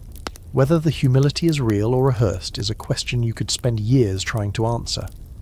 After the service, the congregation flows into the Salon of Peace, where the tone shifts immediately. Courtiers speak of the weather, the hunt, last night's music. The piety of the last hour evaporates like incense smoke. The king lingers to speak with the Archbishop of Paris, their conversation low but animated. Maintenon stands nearby, her expression unreadable, perhaps listening, perhaps simply waiting for the right moment to interject. Historians remain divided on whether Louis truly separated his religious convictions from his pleasures, or whether he simply learned to live in the space between them. One school argues that his devotion was sincere, and his mistresses a personal failing he could never quite conquer.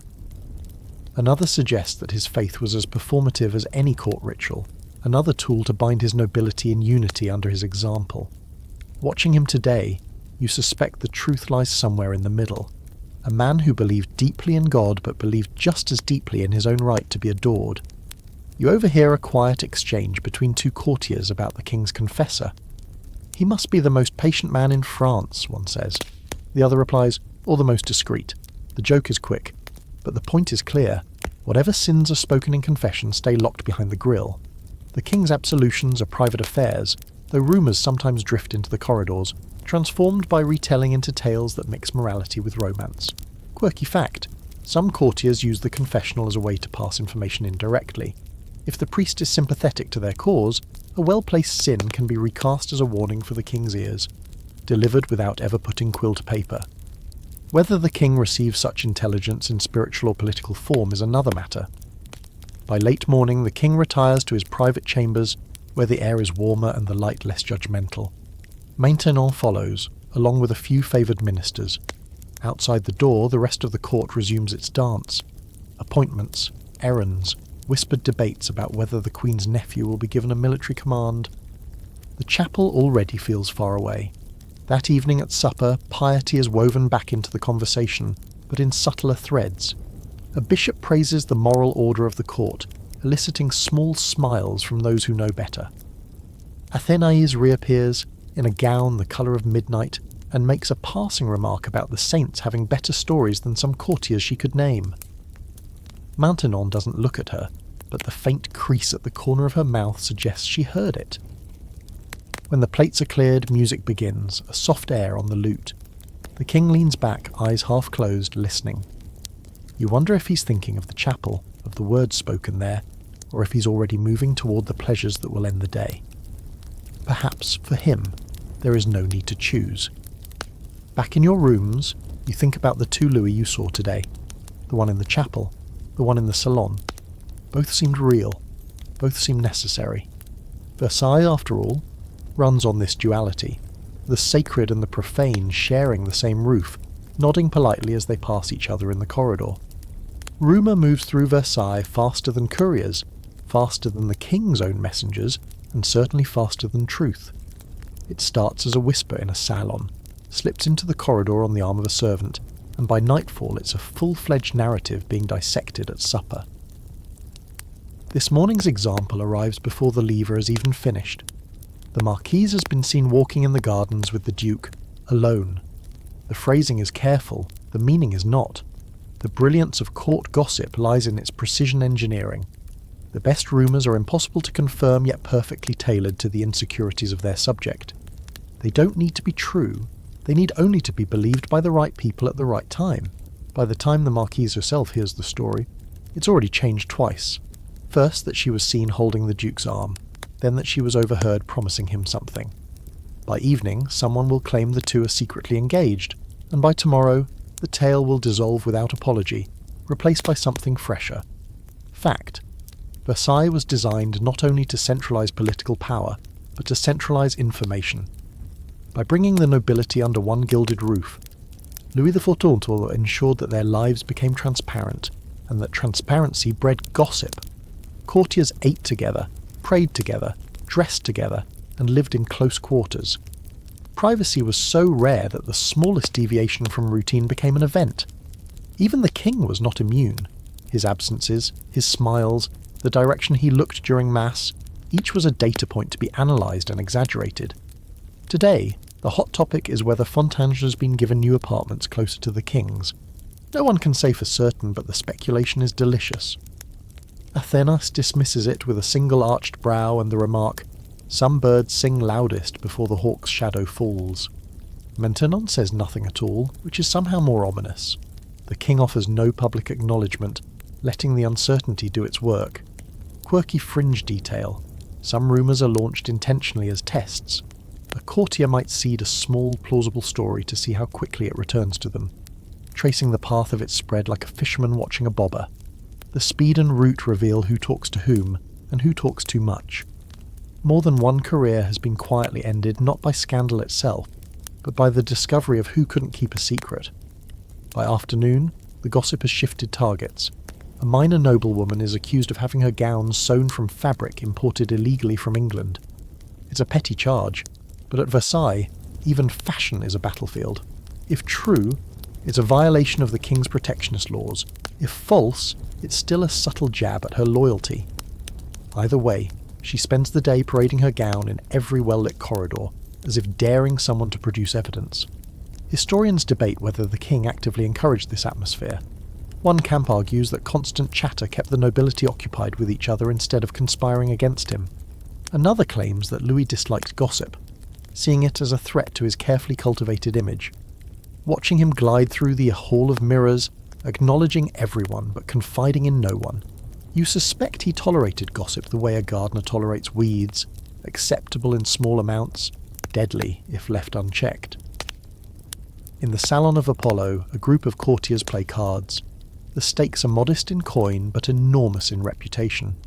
A single offhand remark about the Queen's health slips into the conversation, and within an hour, it has transformed into a rumour that she's too unwell to attend next week's audience. The Queen herself will hear of her illness tomorrow and be forced to appear in perfect health just to silence the talk. Quirky fact, some of the most damaging gossip is delivered as concern.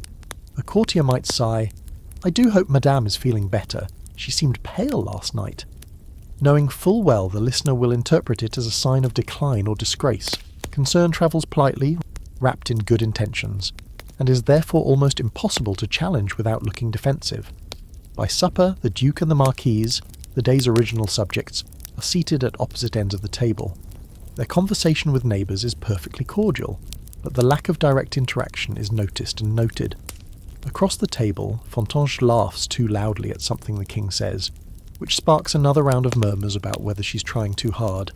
Athénée, sipping her wine, says just loudly enough for those nearby to hear, "One should never mistake volume for charm." The evening closes with music, but the real performance is in the glances exchanged as people leave the room. The Duke's valet whispers something to a lady in waiting. A minister lingers a beat too long in the doorway, scanning the corridor as if expecting someone. These fragments will feed tomorrow's stories, and the cycle will begin again. Back in your chambers, you hear two maids gossiping as they fold linens. Their version of the day's events bears only a passing resemblance to the truth you witnessed. The Marquise and the Duke are now rumoured to be plotting a political alliance, the Queen is supposedly fainting in her chambers, and Fontanges is said to have received a necklace from the King worth more than an entire village. None of it is confirmed, all of it will be repeated. You blow out the candle, and in the darkness, the palace hums with the low, ceaseless murmur of speculation. At Versailles, silence is the rarest luxury, and rumour is the coin that never loses value. The Dauphin enters a room like a cloud blocking the sun. Not dramatic exactly, but noticeable in the way the light shifts. You feel it even before you see him. Conversations flatten, laughter lowers its register. A few people suddenly remember they left something urgent at the other end of the salon. He is Louis de France, Monseigneur. The Grand Dauphin, heir to a kingdom that seems to have room for only one Louis at a time. You watch him move past a tapestry of huntsmen and hounds, wide-shouldered, slow, a face that could be genial if it wanted to be, and often does not. Tonight it wants to be inscrutable. He bows to his father with perfect correctness, the choreography drilled since childhood. The king acknowledges him with a look that is almost tender and almost managerial. Around them, courtiers perform the two-step required whenever heir and monarch share oxygen. Flattery for one, reverence for the other, careful not to overwater either plant. You can feel the Dauphin's restraint like a belt cinched too tight. He has grown up in a palace where the sun's rays leave little for anyone else to reflect. Fact to ground the air, born in 1661, the Grand Dauphin married Maria Anna Victoria of Bavaria and sired 3 sons, Burgundy, Anjou, and Berry, princes whose future choices will shape Europe. Anjou will become Philip V of Spain, a chess move that helps trigger the War of the Spanish Succession. The Dauphin himself, though affable in private and fond of pleasures, finds his political role clipped to the edges. Louis XIV keeps the reins close, and the leash chafes. Tonight, the chafe is personal. Athénée glides into the salon, that garnet and gold star you've learned to spot by temperature alone, and the Dauphin's jaw registers a fractional tick. It's not puritanical disgust. He's no ascetic. It's fatigue. He has watched mistresses rearrange the seating of his life since he learned to walk the marble courtyard. They tilt the court's weather, redraw the map of who is near and who is far, and their children, half-siblings he is required to be gracious to, now bear titles that knot into the line of succession like golden ivy. He knows what everyone knows and what few say out loud. Influence here is a corridor with velvet ropes, and mistresses hold the keys more often than sons do. Maintenon arrives later, serene as winter water. If the Dauphin tolerated Athena like a storm you get used to, he regards Maintenon like snowfall that never melts. Quiet, relentless, altering the architecture of everything. Her piety has hemmed his father's days with chapel bells. Her counsel has softened the court's edges. Her presence has relocated the centre of gravity to rooms where he is welcome but not needed. You catch the quick bow he gives her, respectful, correct, a little cool. He does not roll his eyes. He is not foolish, but the muscles in his face do not unclench. A murmur grows along the wall. The Dauphin will not join the private supper. He will dine with his own circle, perhaps at Meudon later. His preferred world, the estate that feels like a place where he gets to be a planet instead of a moon. Meudon is laughter and late cards, dogs sprawled in doorways, a looseness that Versailles irons out. The cabal of Meudon, as the devout whisper it. Friends who prefer venison to sermons, hunting horns to litanies, independence to embroidery. Maintenon disapproves gently, with that famous gentle disapproval that can prune a person without bruising the stem. The Dauphin, to his credit or his flaw, doesn't prune easily. Quirky fringe detail to tuck into your sleeve. The Dauphin's fondness for Mademoiselle de Chouin becomes a sort of palace open secret. She is discreet, plain by court standards, and possibly, secretly his wife in a morganatic union. Some swear a quiet ceremony took place, others swear the king would never have allowed it. The rumour lives like a house sparrow in the eaves, too ordinary to chase, too persistent to die. When she appears without sparkle, and yet the Dauphin's shoulders relax by a degree you didn't know they could. That is its own jewel. You watch tension play out in small, edible moments. At table, a dish of lampreys in wine arrives. Rich, traditional, a favourite of old hands. The Dauphin praises it. A moment later, a lighter course, poached capon with lemon, glides toward the king, Maintenon's eye flicking once to confirm it is served. 2 palates, 1 table, and the kitchen knows how to speak both languages. The Dauphin's spoon pauses, then continues. The exchange is not about fish or fowl, it is about tone. Historians keep a running argument about the Dauphin's politics. Whether he was inert, content to hunt and dine until a crown fell, it never did, or quietly edged aside by a father who feared any shadow too near his son. Some argue that the Meudon circle, less devout, more libertine, signalled a real axis of opposition to Maintenon's influence, with implications for war appointments and court promotions. Others insist that the Dauphin preferred comfort to confrontation. His occasional grumbles just weather at the windows of a house he never meant to leave. You track his gaze tonight, see it rest on ministers as if weighing them, and think the debate underestimates how closely a sidelined man can watch. He does not publicly disparage the king's favourites. That would be suicide by etiquette. Instead, he practices the art of absence. When Athena hosts a glittering supper, he arranges a hunt. When Maintenon sponsors a sober discussion on virtue, he appears briefly, leaves early, and is seen later laughing at cards with a captain whose presence in Versailles is a pointed question mark. He is his father's son. He knows that approval, withheld, is a language. You end up beside the Dauphin for a handful of seconds near the window, where the glass throws the room back at itself in paler colours. He's taller up close, warmer. The faint smell of leather and tobacco clinging to the velvet of his coat. Fine music, you say, because apparently you like risk. He nods, polite. I prefer it in the open air, he answers, eyes sliding toward the gardens. You almost laugh. Of course he does. Indoors the notes are managed, outside they go where they please. In the chapel the next morning he appears at the edge of the royal pew, not late, not early. The king's confessor preaches on obedience. The Dauphin's eyelids do not flicker, which is its own truthful movement. He crosses himself with deliberate correctness, then exits by a side aisle that bypasses Maintenon's line of retreat. Courtiers notice, then pretend they didn't. The choreography of disapproval is subtle here. No slammed doors, just routes that don't intersect. Another fact slotted into place. The Dauphin's eldest son, the serious-minded Duke of Burgundy, will be tutored by Fénelon, the prelate whose telemaque reads like a mirror held up to absolute monarchy, praising moderation and empathy in a way that makes ministers cough. Bossuet, fiercest of royal theologians, scolds the book into scandal. The grandchildren absorb a piety and a politics that bend away from the Dauphin's looser taste, toward Maintenon's orbit. Family dinners will never say this out loud. the seating chart will. At a smaller supper, someone nudges a conversation toward Athene's latest commission. A gilded cradle for a legitimized child, more sunburst than bedding. The Dauphin's smile arrives and leaves with surgical precision. The child will sleep well, he says. May France do the same. It's not a dagger, it's a pin. Air leaks from 3 egos in the room with a hiss only the attentive can hear. The Dauphin's retreat to Meudon becomes a habit, then a habitat. He stages his own entertainments there, shooting parties, suppers where the wine is generous and the talk less spiked with parable. He collects people who exhale near him, a witty colonel, a woman whose laughter is good company rather than a proclamation, a musician who plays airs not meant for a chapel. From Versailles this looks like indolence. From Meudon it looks like relief.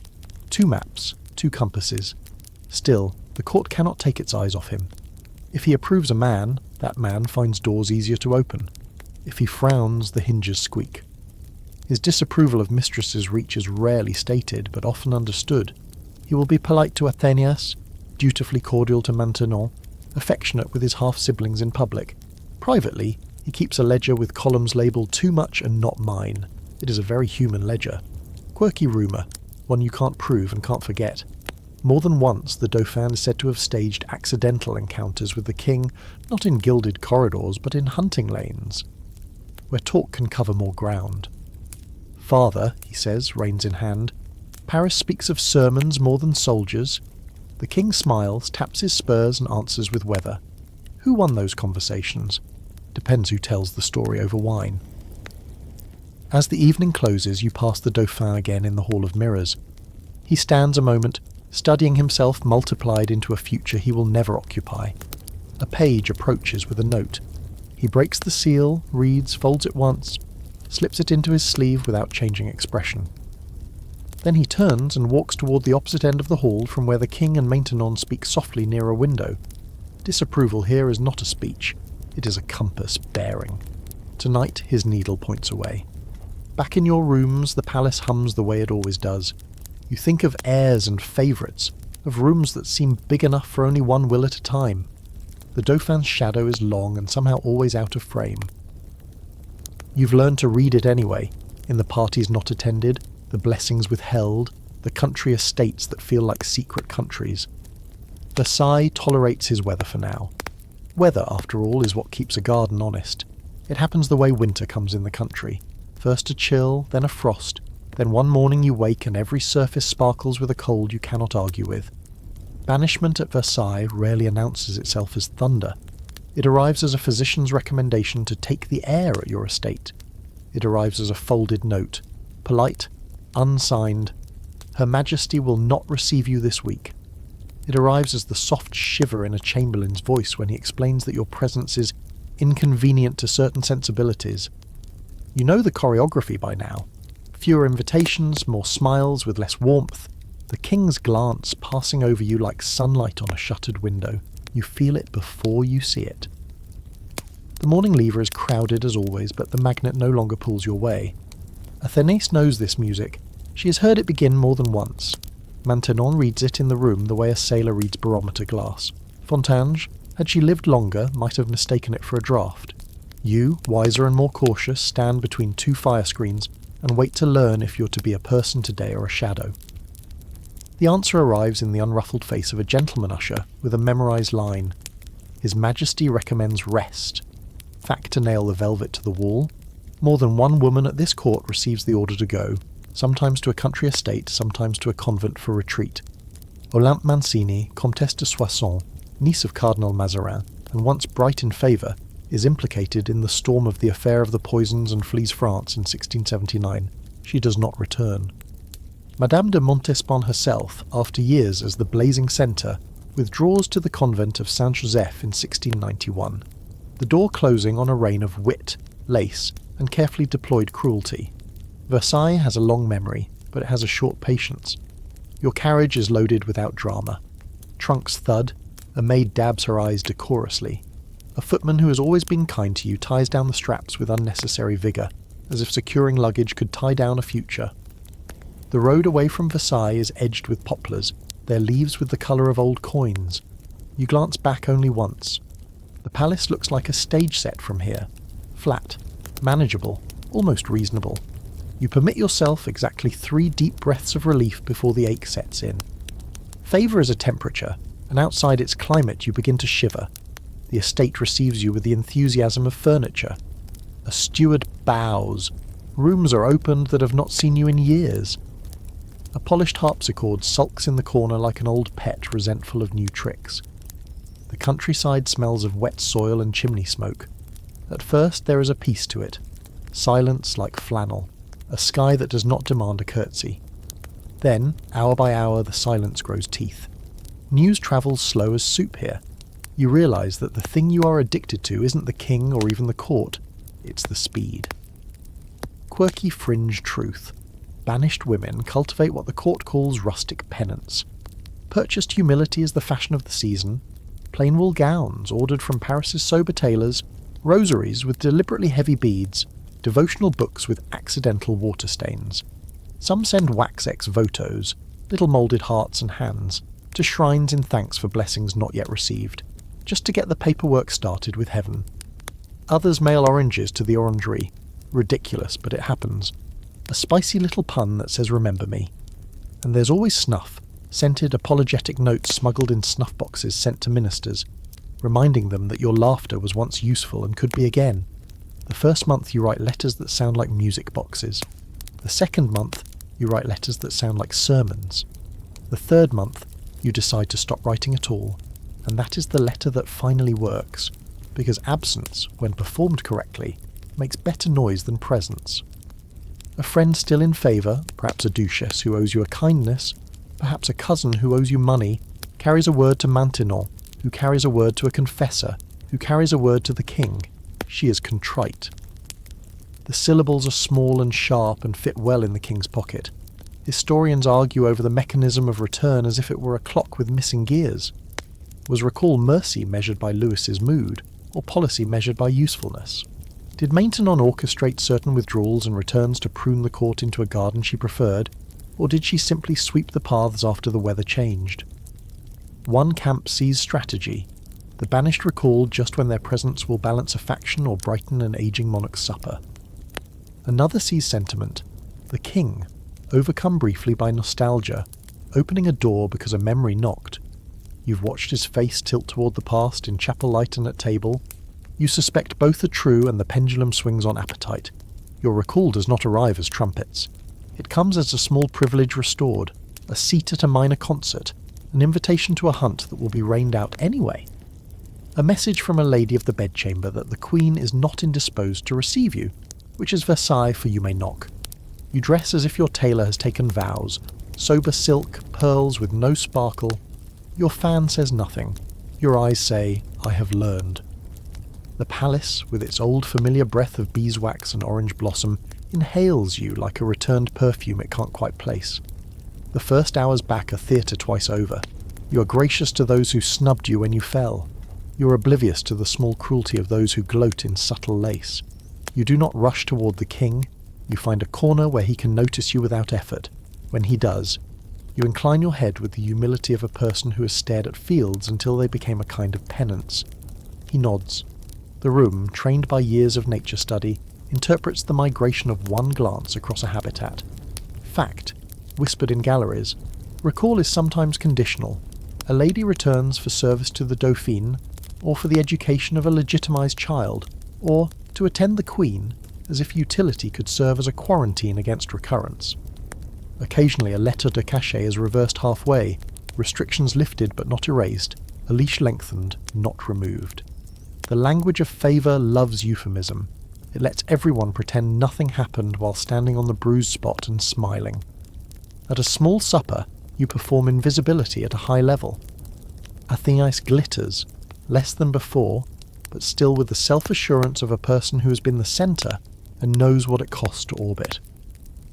Maintenon sits with the stillness of a painting that has decided to stop suffering criticism. The king is in good humour. The music is gentle, a lute playing airs that make the room feel like a pocket. Someone asks about the country, and you praise the quiet, the geese, the way dew looks like spilled pearls at dawn. The court laughs at the right places. You are allowed to be entertaining, but not too entertaining. grateful, but not abject. Versailles is a tightrope strung over a lake of mirrors. A fringe superstition haunts your threshold. Friends urge you to cross back into your rooms right foot first for luck, to sleep with a sprig of rosemary in your pillow to ward off envy, to write your name backward on the inside of a glove so that your enemies handle you wrong. You do all of it because laughter is free and failure is not. Your maid, sainted cynic, rolls her eyes and tucks the rosemary deeper. What no one tells you: return is not rewind. The chairs are in the same places, but people are sitting in them differently. A girl who curtsied to you now expects your curtsy. A minor poet you used to patronise has a minister's ear. The king's humour tilts toward reminiscence more often than gossip. The palace did not stop while you healed your pride in the provinces. You're not stepping back into a paused play. You're entering in the middle of a new act. The trick is to make it look like your cue. Some returns fail. A lady who misreads the room tries to reignite old rivalries with fresh flame and finds only smoke. Another arrives in a blaze of silk and jokes, hoping to dazzle, and is quietly asked to take another air cure when the jokes land like china shattering on stone. A third comes home sick from her own bitterness and stays that way, turning visits into grievances until even the sympathetic avoid her door. Versailles forgives many things. It forgets almost nothing. You last because you choose smallness for a while. You sponsor a mass for a minister's dead cousin.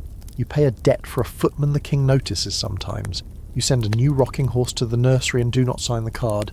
Your presence becomes an atmosphere rather than an event.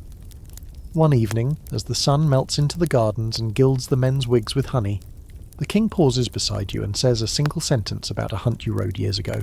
It is not an apology, not even a compliment. It is a breadcrumb. You do not gobble it. You let it fall and then follow at a distance that looks like dignity. Scholars will go on arguing the arithmetic of banishment and return.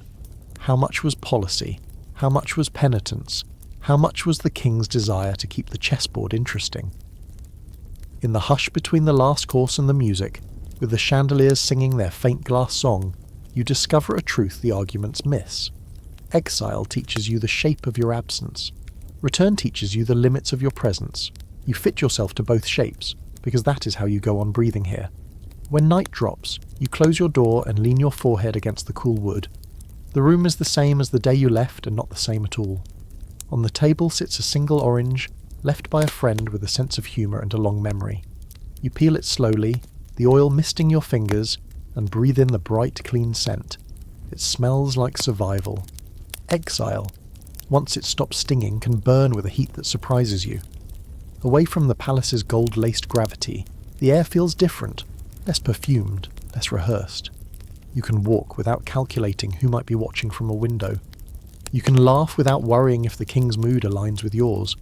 And if you are unlucky enough to be banished alongside the person you actually desire, the absence of Versailles can turn into a private country where your language needs no translation. It begins with letters. Not the anxious self-editing kind you send when you're angling for a call, but the sort that unfold into something personal. How the sunlight fell on the orchard that morning. The absurd way a goose chased a gardener. A line from a poem you both liked. When you're in exile, small details grow larger, because you are no longer competing with operas, ballets, and the endless rustle of brocade. A cup of chocolate together becomes a state occasion. Fact, some of the king's mistresses, once exiled, sought comfort, or more, outside the palace walls. Françoise de Sévigné wrote of provincial flirtations that flourished far from courtly eyes, where the rules loosened and a lady could let her guard down without losing her head. These were rarely grand passions in the Versailles sense. No armies moved, no policies shifted. But they could be deep in ways the palace couldn't accommodate. In exile, affection doesn't have to share space with strategy. The landscape becomes a conspirator. A row of poplars shades a hidden bench where two people can speak in low tones without echoes betraying them. The kitchen garden offers a pretext for afternoon walks. The stable smells of hay and possibility. Even the weather seems to take sides. A sudden shower can justify hours together indoors, pages of a book turning under the same lamp. You start to notice how much of Versailles' intimacy was borrowed. Rooms overheated with politics. Dances where gloved hands touched only for show. Here the warmth is simpler, though not always safer. Quirky fringe detail. Lovers in exile sometimes devise their own heraldry to signal meetings. A ribbon tied around the third fence post, a single candle burning in a window after midnight, a sprig of rosemary laid on a stone wall. These tokens could say come now or stay away without a single word written. Country servants noticed, of course, but gossip travelled slower in the provinces, and the king's reach, while long, didn't extend into every hedgerow. The debates historians love start here. Were these exile romances acts of rebellion or just human nature? One camp says they were calculated risks, a way to keep some measure of control over a life suddenly stripped of courtly influence. Another insists they were spontaneous, proof that beneath all the powdered wigs and rules of precedence, these women were capable of wanting something or someone without political profit. You think of the laughter you've heard on quiet terraces, the way eyes can light for a person who has nothing to offer but their company, and you suspect both explanations could be true at once. Sometimes the relationships born in exile outlast the exile itself. A mistress recalled to court might keep the memory tucked like a pressed flower between the pages of her public life. She might send small gifts, a carved box, a bundle of rare tea, to someone who once shared her banishment. In rare cases, the connection survives into secret meetings on the fringes of the gardens during festivals, two people pretending they are strangers by day. One evening, walking along the edge of a provincial estate, you see a man on horseback waiting beneath an oak. His coat is plain, his hat pulled low, but the stillness of his posture is deliberate. Someone used to being watched, now savouring the freedom of not being.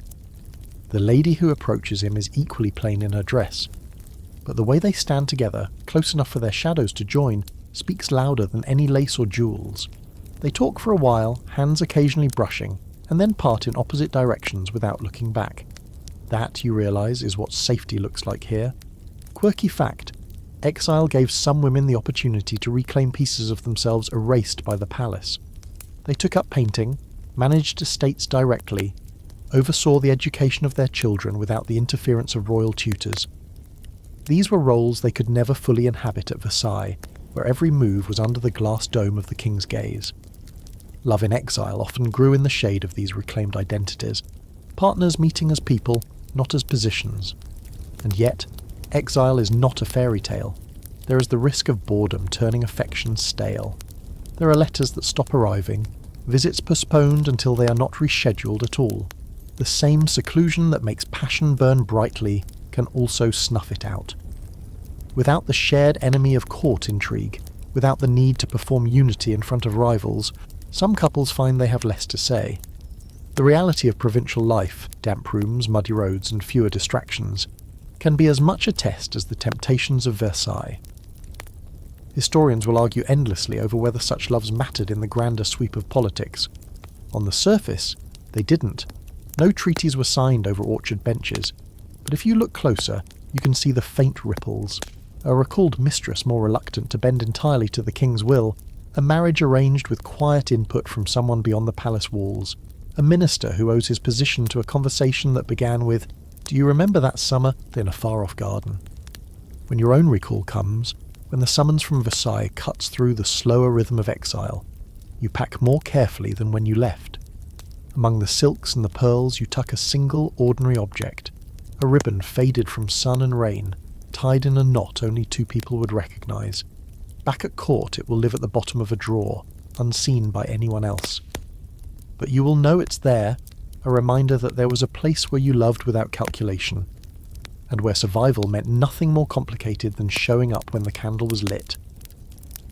The night before you leave, you take one last walk along the garden wall. The air smells of damp earth and wood smoke.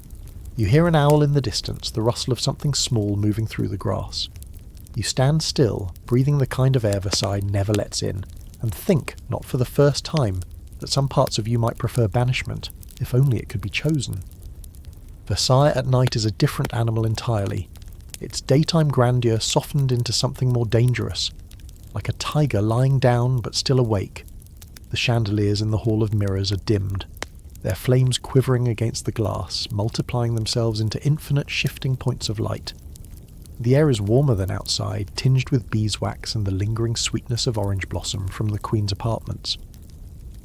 You can hear the muffled roll of carriage wheels on the cobbles beyond the marble courtyard, the occasional whinny of a restless horse, and somewhere deep in the palace, a door closing too softly to be casual. Night strips the court of its public armour. The rigid geometry of protocol blurs. Footsteps in the corridors lose their military rhythm and fall into something more furtive.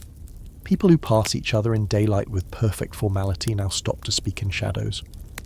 A duchess in an informal gown walks arm in arm with a captain of the guards. A minister slips into the apartments of a lady whose name appears nowhere in his correspondence.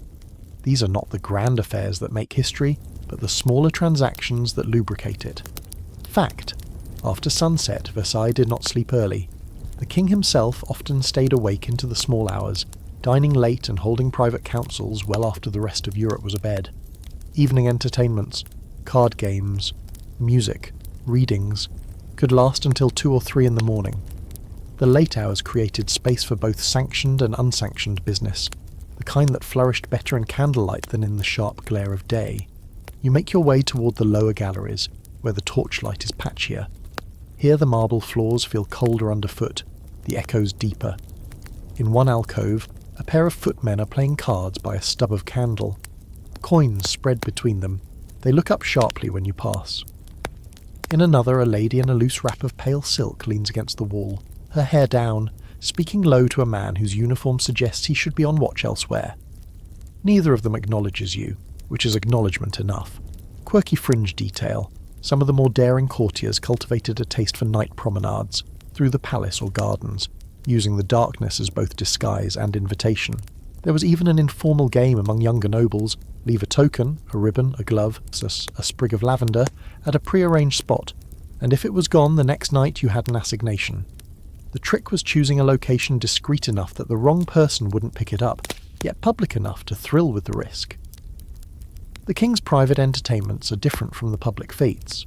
Tonight, in a small salon lit by just a handful of candelabra, a circle of favoured guests listens to a harpsichordist play. The music is slow, almost hypnotic, and the shadows it casts seem to lean in.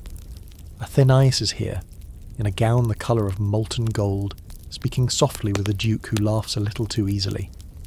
Maintenon sits apart, her hands folded, her gaze on the musician.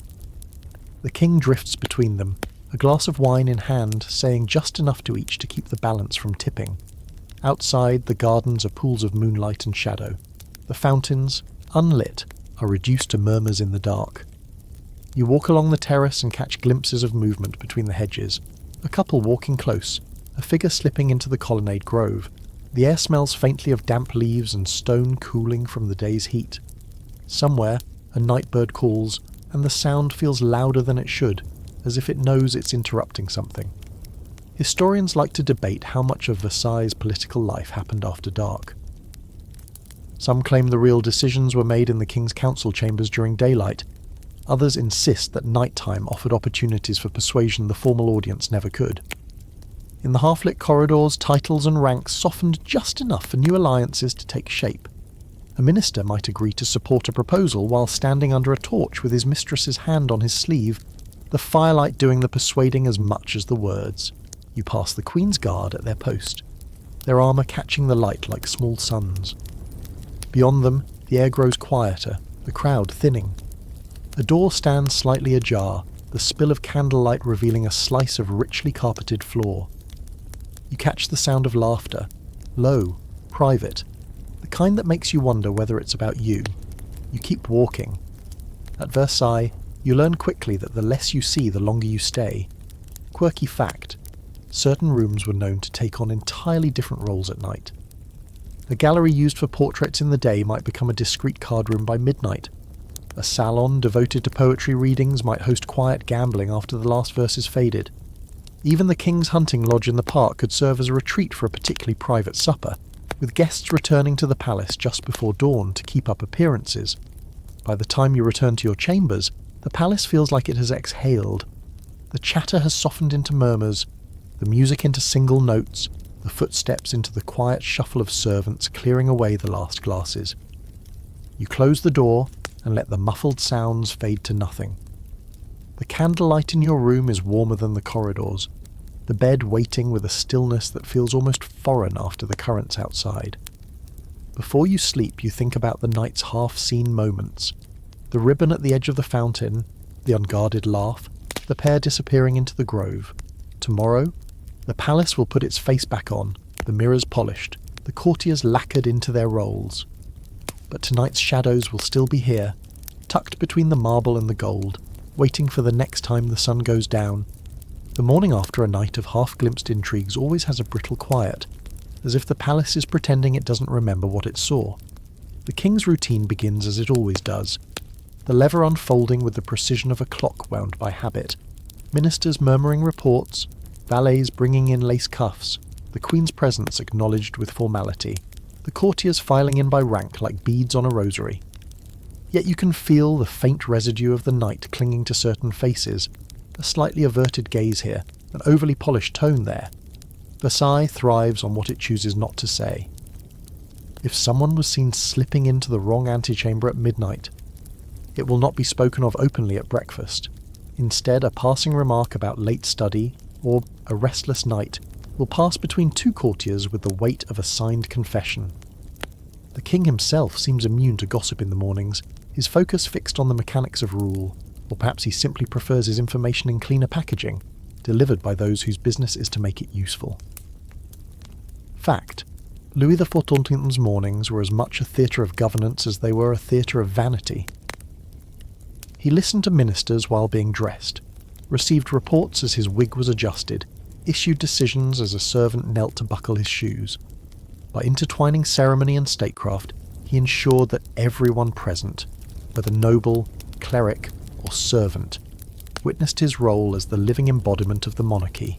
Even personal exchanges became public performances, laced with signals for those who knew how to read them. You stand near the back of the chamber as the king greets Madame de Maintenon. Her gown is of dove-grey silk today, the colour of deliberate calm, and her curtsy holds a stillness that makes others seem fidgety by comparison. A few steps away, Athena glimmers in rose velvet, her diamonds flashing like tiny protests against the morning light. Neither woman acknowledges the other directly, but their proximity is its own silent paragraph in the palace's ongoing novel. Quirky fringe detail. The lever often doubled as an information exchange disguised as courtesy. While the king's attention was occupied, courtiers would trade updates in the background, gestures as small as passing a folded note, or as subtle as adjusting the angle of a fan to signal that a certain piece of news was in play. Some even arranged to have their servants deliver minor messages in the shuffle of bringing fresh gloves or handkerchiefs. It was a kind of parallel post system running beneath the ritual's gold trim. After the lever, the day splinters into its separate orbits. Ministers head to council chambers, the queen retreats to her apartments, courtiers scatter to salons, stables, or the garden paths. The pace is quick, but not hurried. It is the rhythm of a place where everyone is busy appearing busy. You walk through the Salon de la Guerre and overhear two dukes discussing a military campaign in Flanders.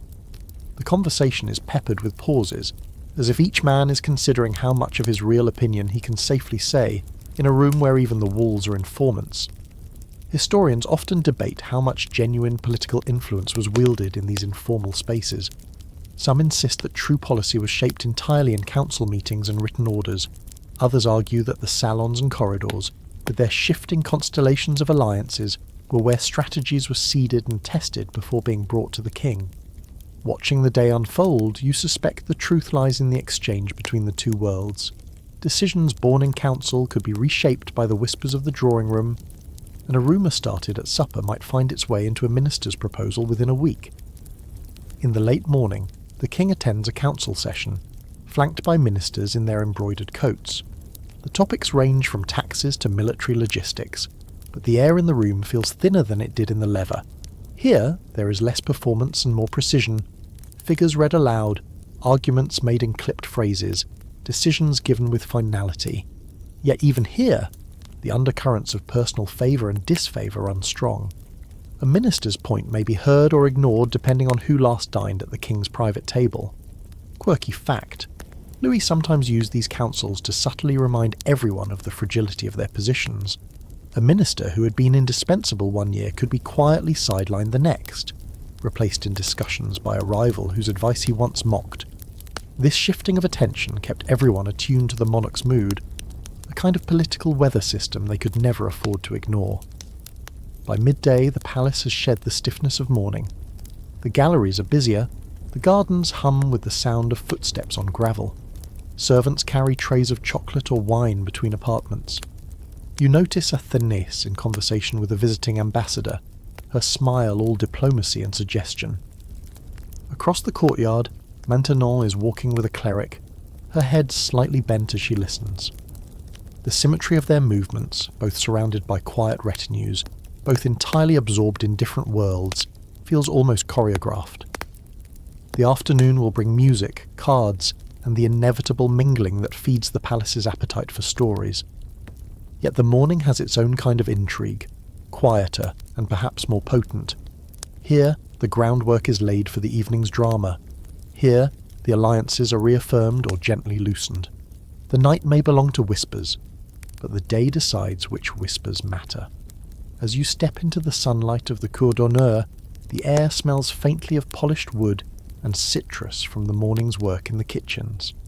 Behind you, the palace continues its performance, each corridor alive with both business and theatre. Ahead, the gardens stretch out in geometric perfection, promising an afternoon of beauty, and the quiet certainty that beauty here is always hiding something. The corridor to the chapel is cooler than the rest of the palace, as if the air here has taken a vow. Wax tapers throw soft honey light against white stone, and the quiet is not empty so much as taut, like a canvas stretched just before the first brushstroke. You slow down without thinking. Everyone does near the confessional. Here, sentences shrink.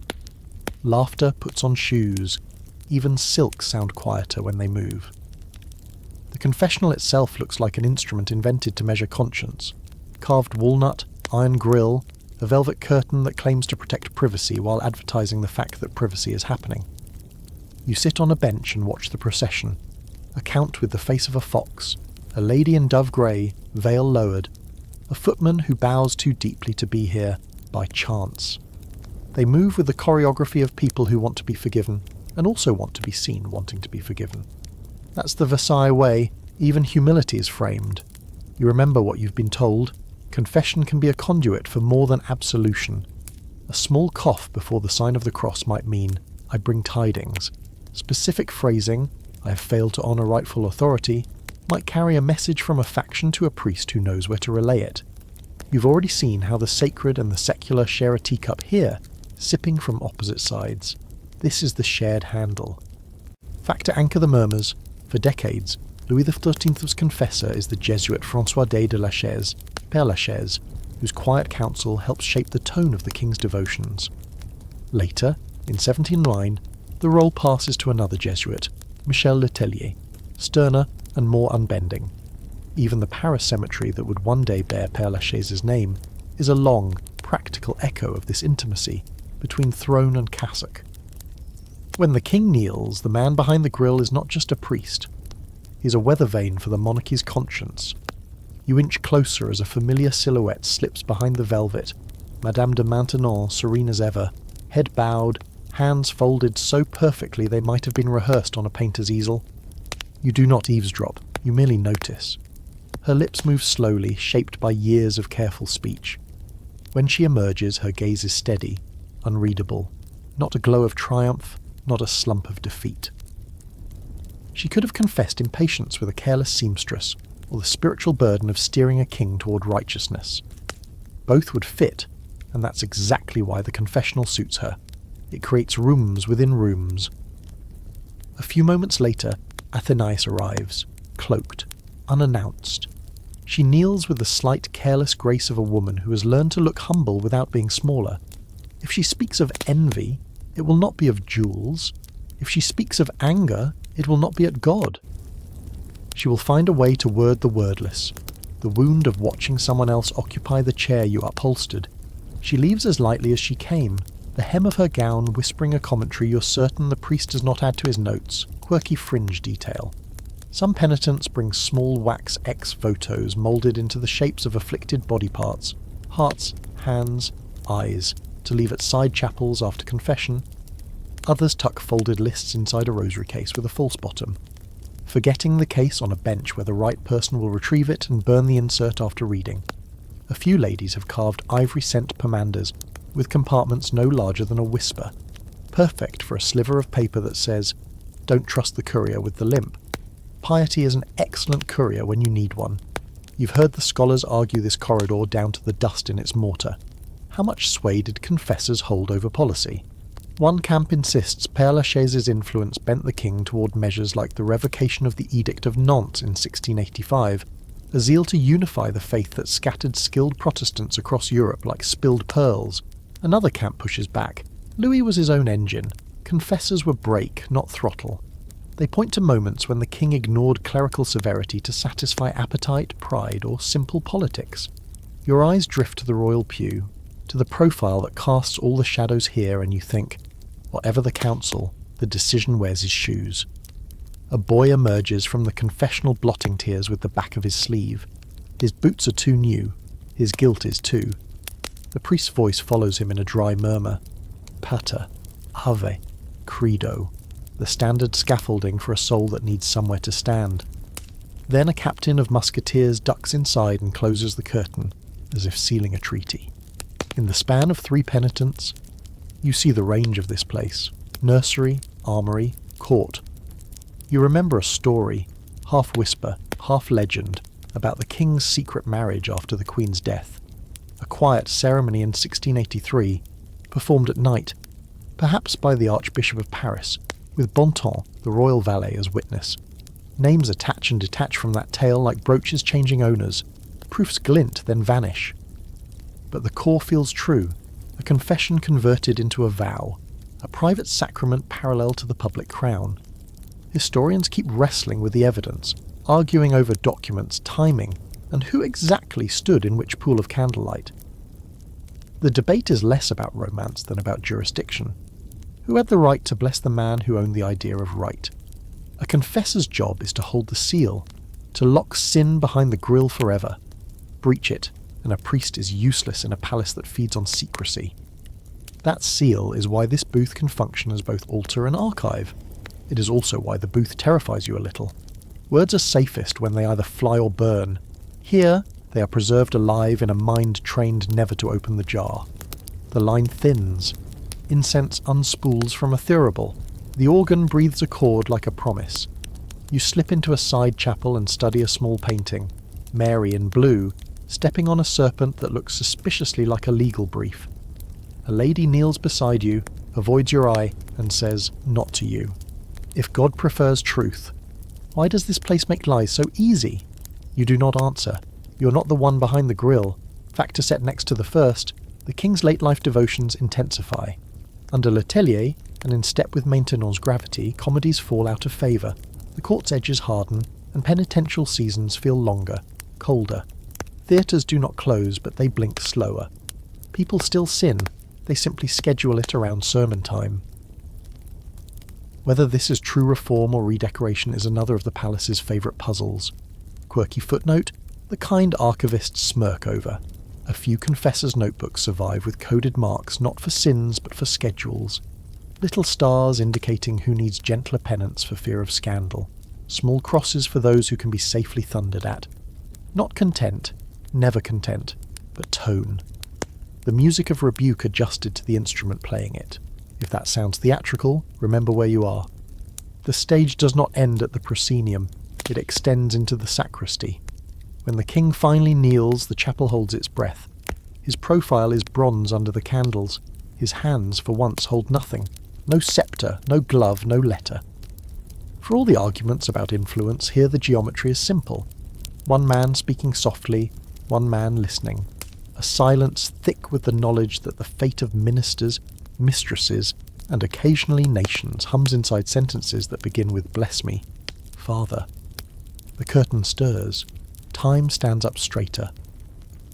Then the monotone of absolution. Latin poured like warm wax over a very complicated seal.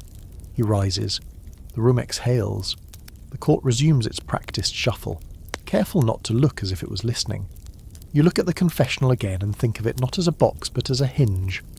One side of the palace swings on pleasure, the other on piety, and somewhere inside the wood and velvet the pin holds, You leave by the long aisle, past the holy water font where people touch stone and forget to be ruthless for a heartbeat.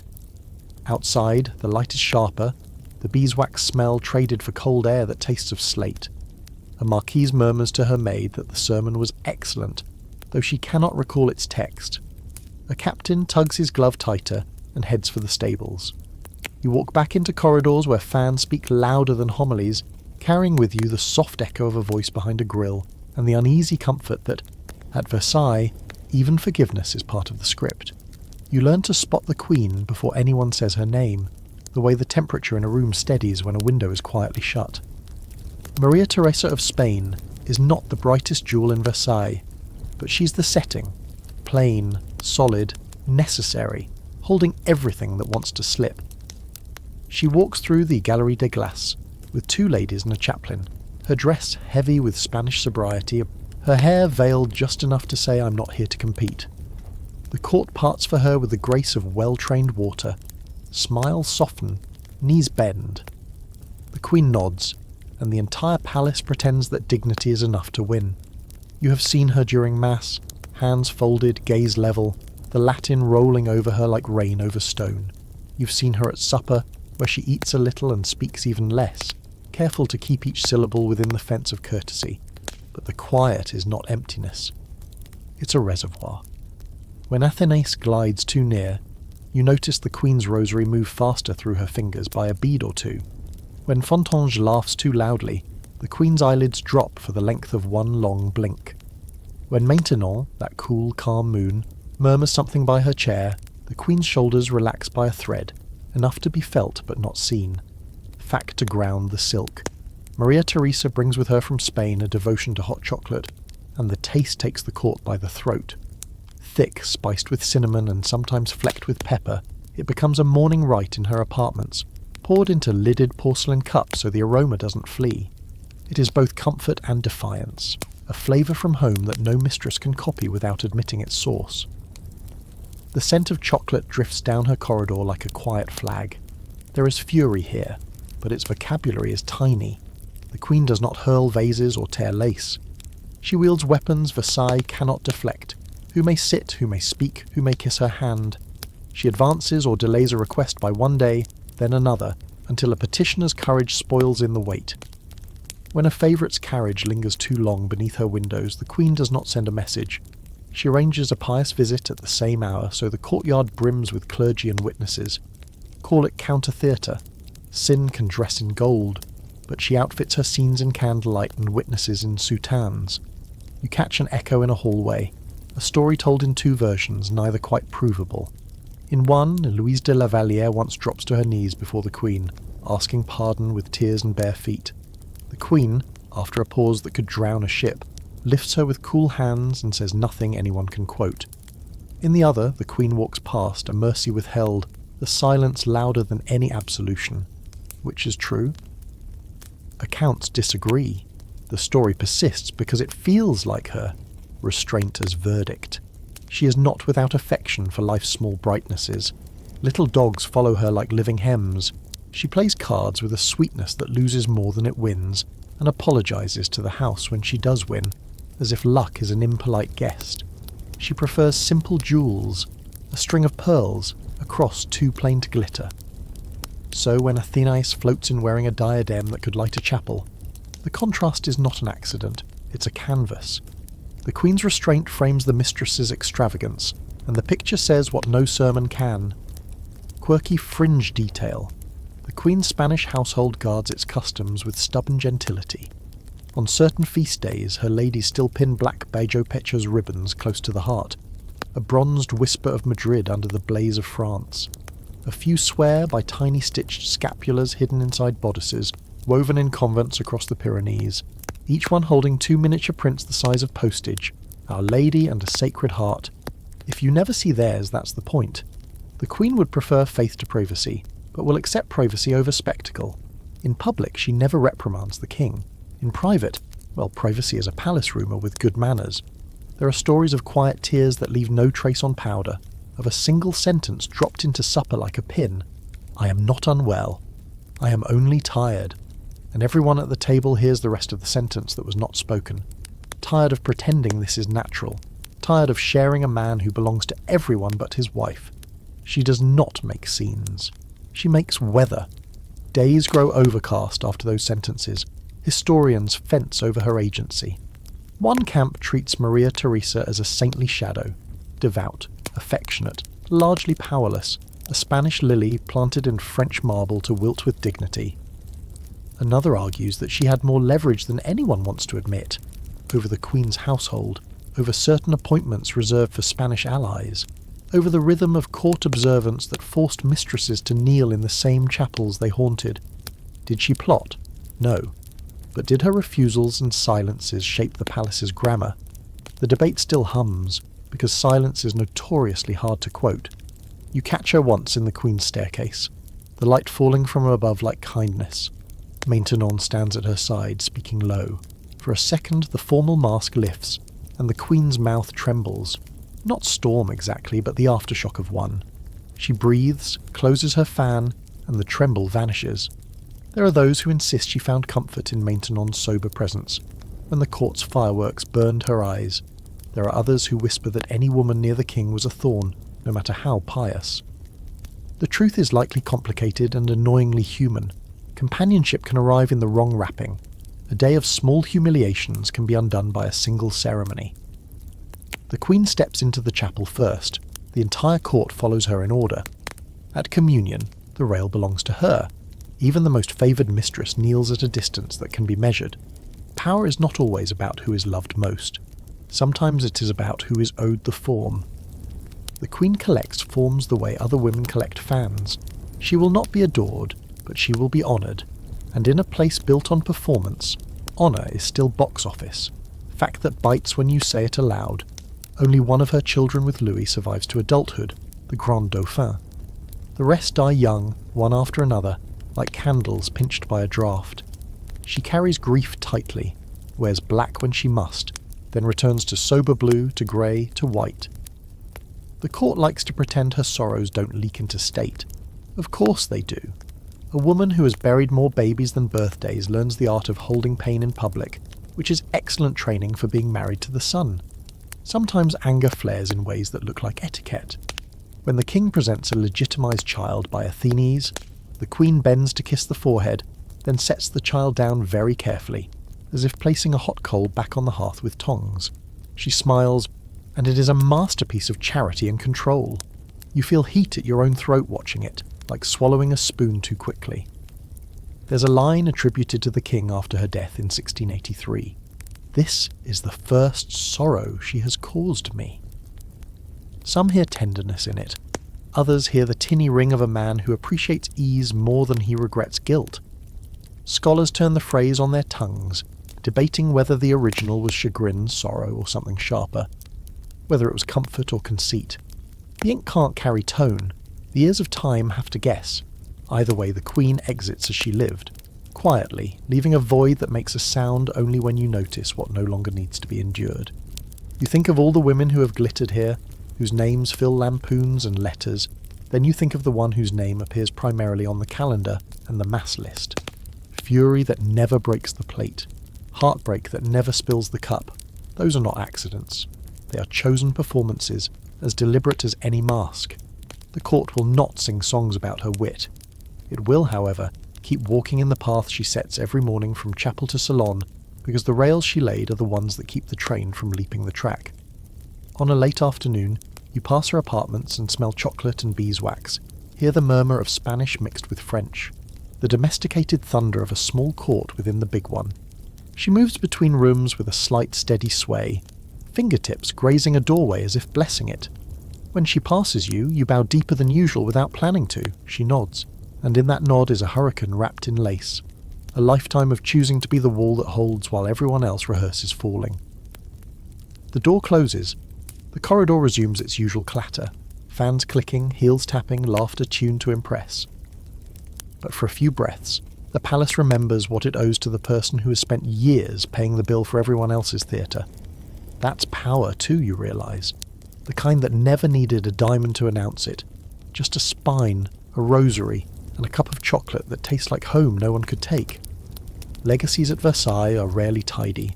They are less like portraits in gilt frames and more like perfumes soaked into the walls, impossible to fully remove, even if you change the furniture. The women who ruled the king's heart left more than scandal and gossip. They altered the texture of the court, the art on its walls, and even the laws that would shape France for generations. Mistresses here were not just ornaments. They were architects in silk, designing influence that outlived them. You start to see their fingerprints everywhere. Madame de Montespan's patronage of artists and builders lingers in the gilded scrolls of the Salon de la Guerre. In the symmetry of new gardens she persuaded the king to approve. The very fountains seem to remember her.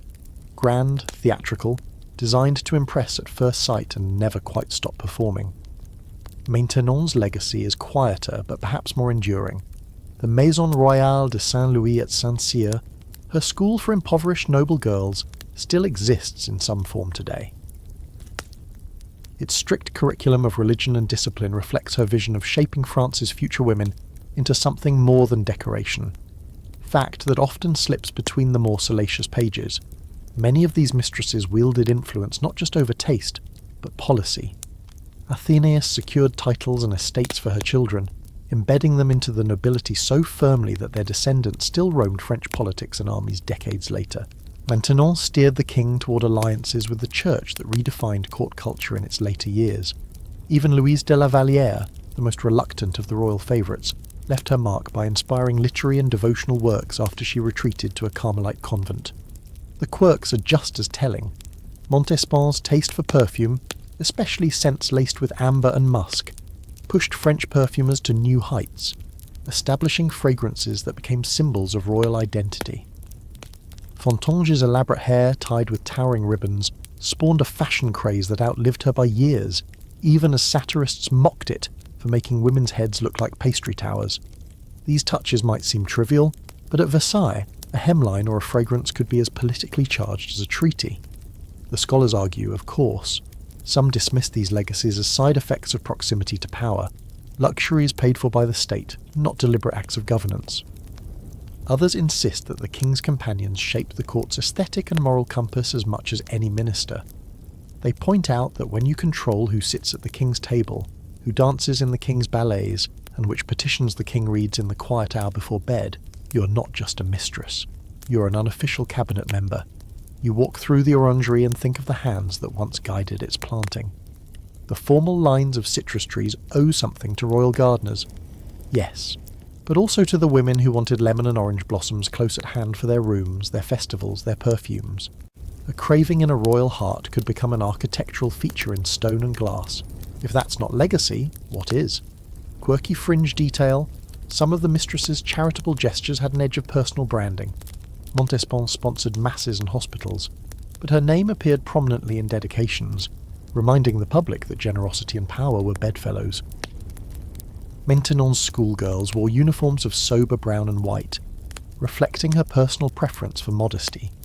Visitors sometimes whispered that they looked like little versions of her. Louise de la Vallière's devotional writings were widely read, but more than one reader claimed they heard in them the echo of her own confessions about the king, turning personal regret into a form of moral influence. The political children, those legitimised by royal decree, are perhaps the most tangible. Complicated legacies. Their marriages knit France into alliances, sometimes smoothing tensions, sometimes sharpening them. One daughter of Montespan became the Duchess of Bourbon, another the Duchess of Orléans, a son became Count of Toulouse.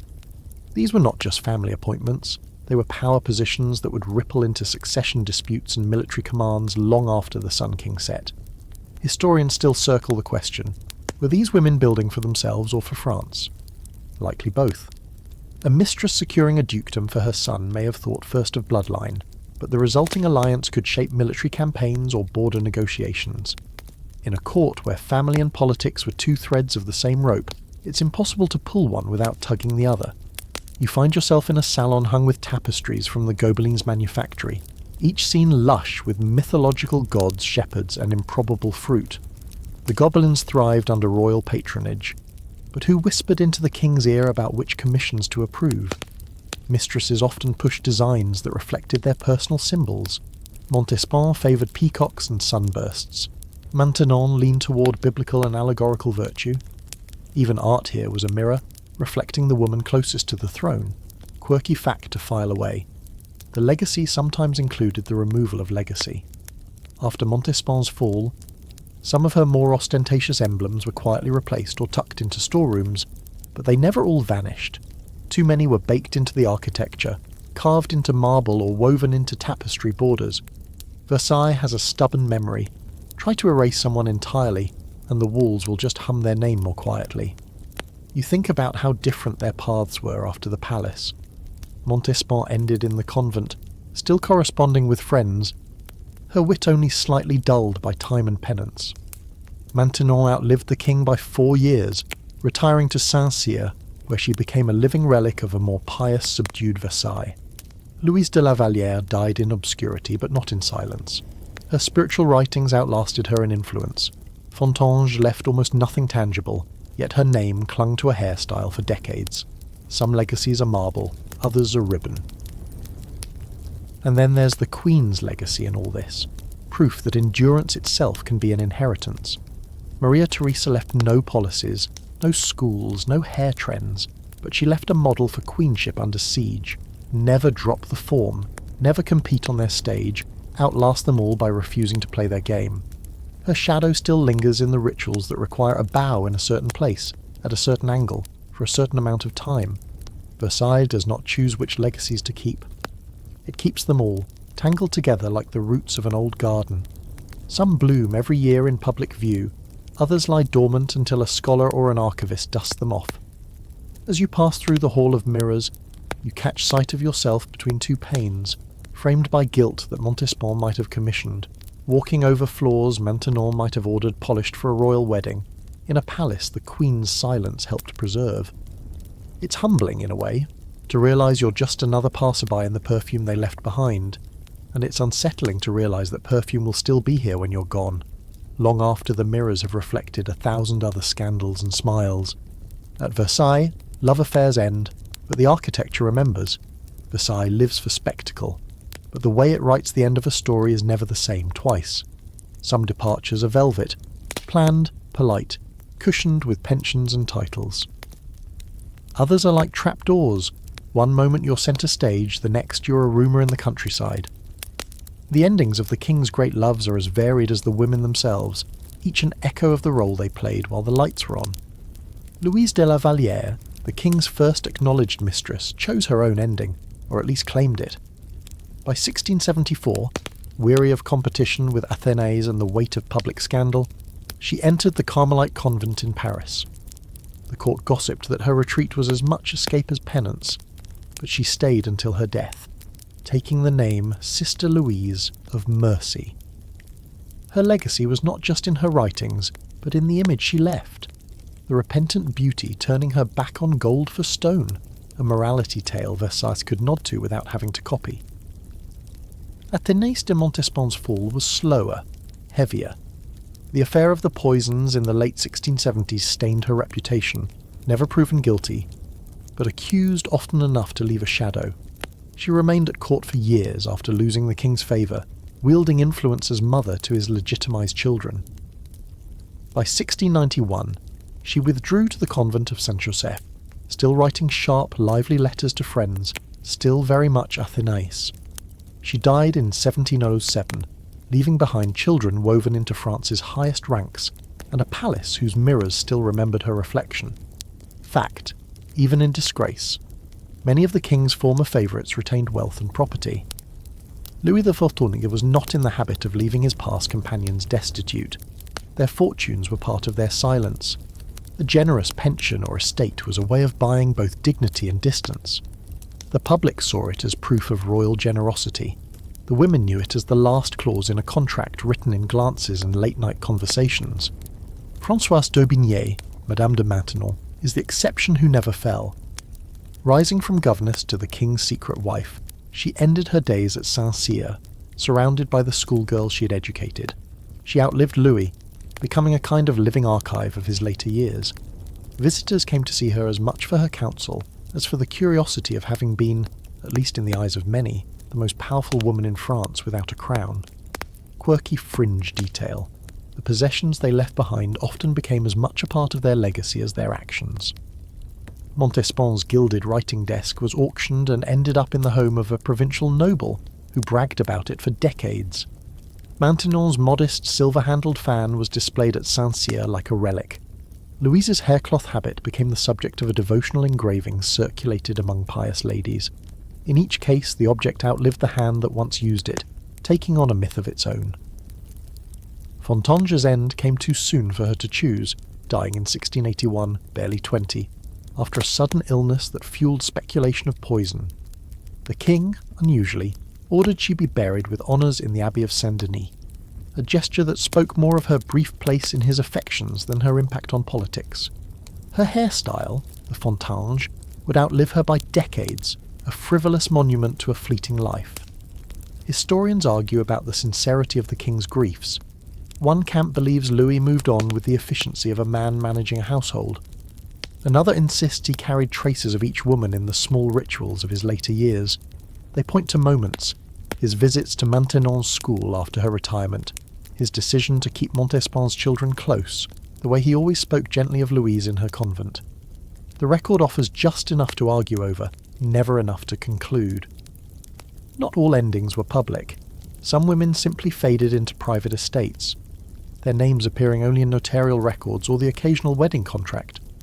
They married, hosted small gatherings, wrote letters that historians would one day mine for detail. Versailles did not notice them go, and in return they did not trouble Versailles with their absence. But the palace remembers in other ways. A portrait is moved to a less prominent wall but never removed. A garden path keeps its nickname: Fontange Walk, Montespan Terrace, long after the reason for the name has been politely forgotten. Servants pass down stories to new generations of staff, embroidered in the telling until fact and legend knot together too tightly to separate. Quirky fact: in the decades after their departures, certain mistresses became fashionable to impersonate at masked balls. Guests would dress in the colours, fabrics, or even the exaggerated mannerisms of a former favourite, the joke always dancing on the edge of insult. It was a way of keeping their memory alive without admitting they were still shaping the conversation. By the time Louis himself reached his last years, the court had shifted toward a more subdued tone under Maintenon's influence. Yet the ghosts of past loves walked the galleries in subtle ways. A curve of a staircase built during a favourite's reign, a painting commissioned for her apartments now hanging elsewhere, a piece of music composed for a fate long over. Versailles has no attic, but it has closets full of memory. Endings here are not erasures, they are rearrangements. The women leave, but their handwriting remains in the margins of the palace's story. And as you watch the king at supper, surrounded by faces loyal, ambitious and calculating, you realise each of those margins still speaks, whether in a laugh that reminds him of youth, a turn of phrase borrowed from an old conversation, or a scent drifting from the gardens planted for someone who has not walked them in decades. The palace is good at beginnings, but it is better at keeping the ends open, so the story can always be told again, just differently. The seasons turn at Versailles in a way that makes you forget the world outside the gilded gates is also changing. Snow on the slate roofs in January, tulips in the parterres by April, fountains catching gold in July, the chestnut leaves browning in October. It all repeats with such precision that the past feels closer here than the horizon. Time is a circle in these gardens, and in that circle the stories of the king's loves are walked again and again like a well-worn gravel path. By now you've seen enough to know that mistress is a word too small for what these women were. Some were diplomats in silk, their influence reaching into treaties and marriages. Others were patrons whose tastes became the nation's. A few were merely bright constellations in the king's sky, burning briefly but leaving light in the memory. All of them learned to navigate the palace's narrow bridge between intimacy and danger, where a misstep could send you into exile, and a perfectly timed smile could move armies. Fact to anchor this view: the king's reign lasted 72 years, the longest in European history, and for nearly all of it, there was a woman, sometimes more than one, near the centre of his personal and political life. These relationships did not happen in the margins, they were woven into the main fabric of the monarchy. The births, marriages, and even deaths of these women could ripple outward to shift alliances, alter court culture, and leave fingerprints on the laws of France. Quirky fringe truth. Versailles itself acted like a living witness to their reigns. Certain rooms seemed to belong to certain favourites long after they were gone. Guests whispered about the Montespan windows in the Hall of Mirrors, the Louise corridor where the king once paused too long, the Maintenon chair in a small salon near the chapel. None of these names were official, but they persisted, passed from page to page in memoirs and letters, giving the palace a private map only insiders could read. Historians still wrestle with how to measure the power these women held. The skeptics say they were satellites, dependent entirely on the king's mood, able to shine only when he pointed the light at them. The defenders argue they were co-authors in the script of the reign, using their access to shape everything from court appointments to foreign policy. You've walked through enough of their world to suspect both sides are right. That influence here was always shifting, like candlelight, and that even a shadow could change the shape of a room. The echoes are still loud if you know how to listen. A tapestry of the goddess Juno, commissioned while Athena was ascendant, still hangs in a gallery no one thinks to rename. In St. Cyr's schoolyard, you can almost hear the rustle of Maintenon's skirts as she passed among her pupils, correcting posture and pronunciation. In the Carmelite convent in Paris, a plaque remembers Sister Louise of Mercy, her worldly name in smaller letters, as if even now she prefers it that way. Some legacies live in marble, others in memory, and some in the air itself. Stand in the gardens at dusk, and you might catch the faint perfume of orange blossom, the king's favourite scent, which also clung to the hair and gowns of the women he loved. Watch the late light on the fountains, and you'll see the kind of beauty designed not just to please the eye, but to make you believe in the permanence of pleasure. Quirky fact, there is a small, unassuming door in the king's private apartments that led, by a twisting passage, toward rooms once occupied by more than one mistress. The passage is long sealed, but the floor still bears marks where the boards were replaced. Guides don't mention it. Archivists smile and change the subject.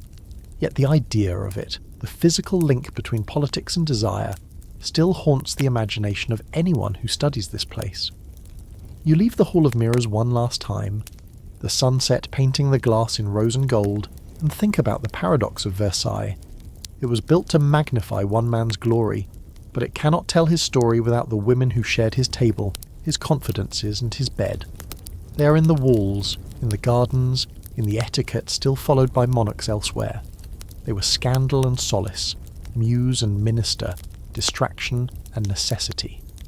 They were the forbidden loves that ruled, if not the throne, then the man on it. The debates will never end. Scholars will go on weighing letters against ledgers, memoirs against minutes of council. Playwrights will embellish, novelists will invent, tourists will whisper. But the truth of these women is not in one document or one anecdote. It's in the way Versailles itself feels like a place built for them as much as for him. Every gallery, every fountain, every ritual carries their reflections somewhere in its polish. When you step out into the cour d'honneur, the evening air is cool, the last light glancing off the gilded gates. Behind you, the palace hums on, preparing for the next day's performances, the next night's secrets. Ahead lies the long road away from this world, but you know the scent and sound of it will follow you. The Sun King may have set long ago, but the mistresses who ruled still cast their light here, in the shimmer of silk, in the hush of confession, in the geometry of gardens. Versailles keeps them, and now, so do you. So here you are, drifting towards sleep with the golden candlelight of Versailles still glowing faintly behind your eyelids. The air in your imagination smells of beeswax, citrus, and a little intrigue, as if someone nearby is telling a story they promised never to repeat. You've walked the echoing corridors with women who wore their power in silk and smiles, sat at their tables, and watched them tip the balance of the court with a glance, a gesture, or simply the timing of a sigh. You've seen them rise, dazzle, endure, vanish, and leave traces so deeply etched into the palace that even the marble remembers.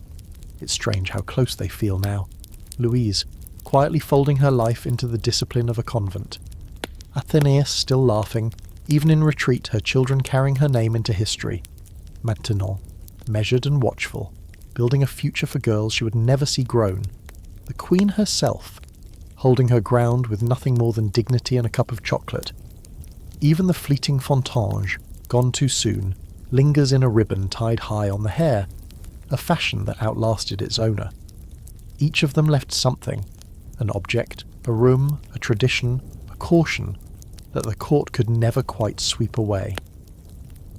If you close your eyes now, you can still hear the rustle of their gowns on marble floors, the low murmur of secrets in alcoves, the music spilling from candlelit salons into dark gardens. The King's Court is quieter here in your mind, the politics softened by distance, but the human pulse of it is still strong. Love, ambition, survival, those were the real currencies, traded under the chandeliers and in the shadows alike.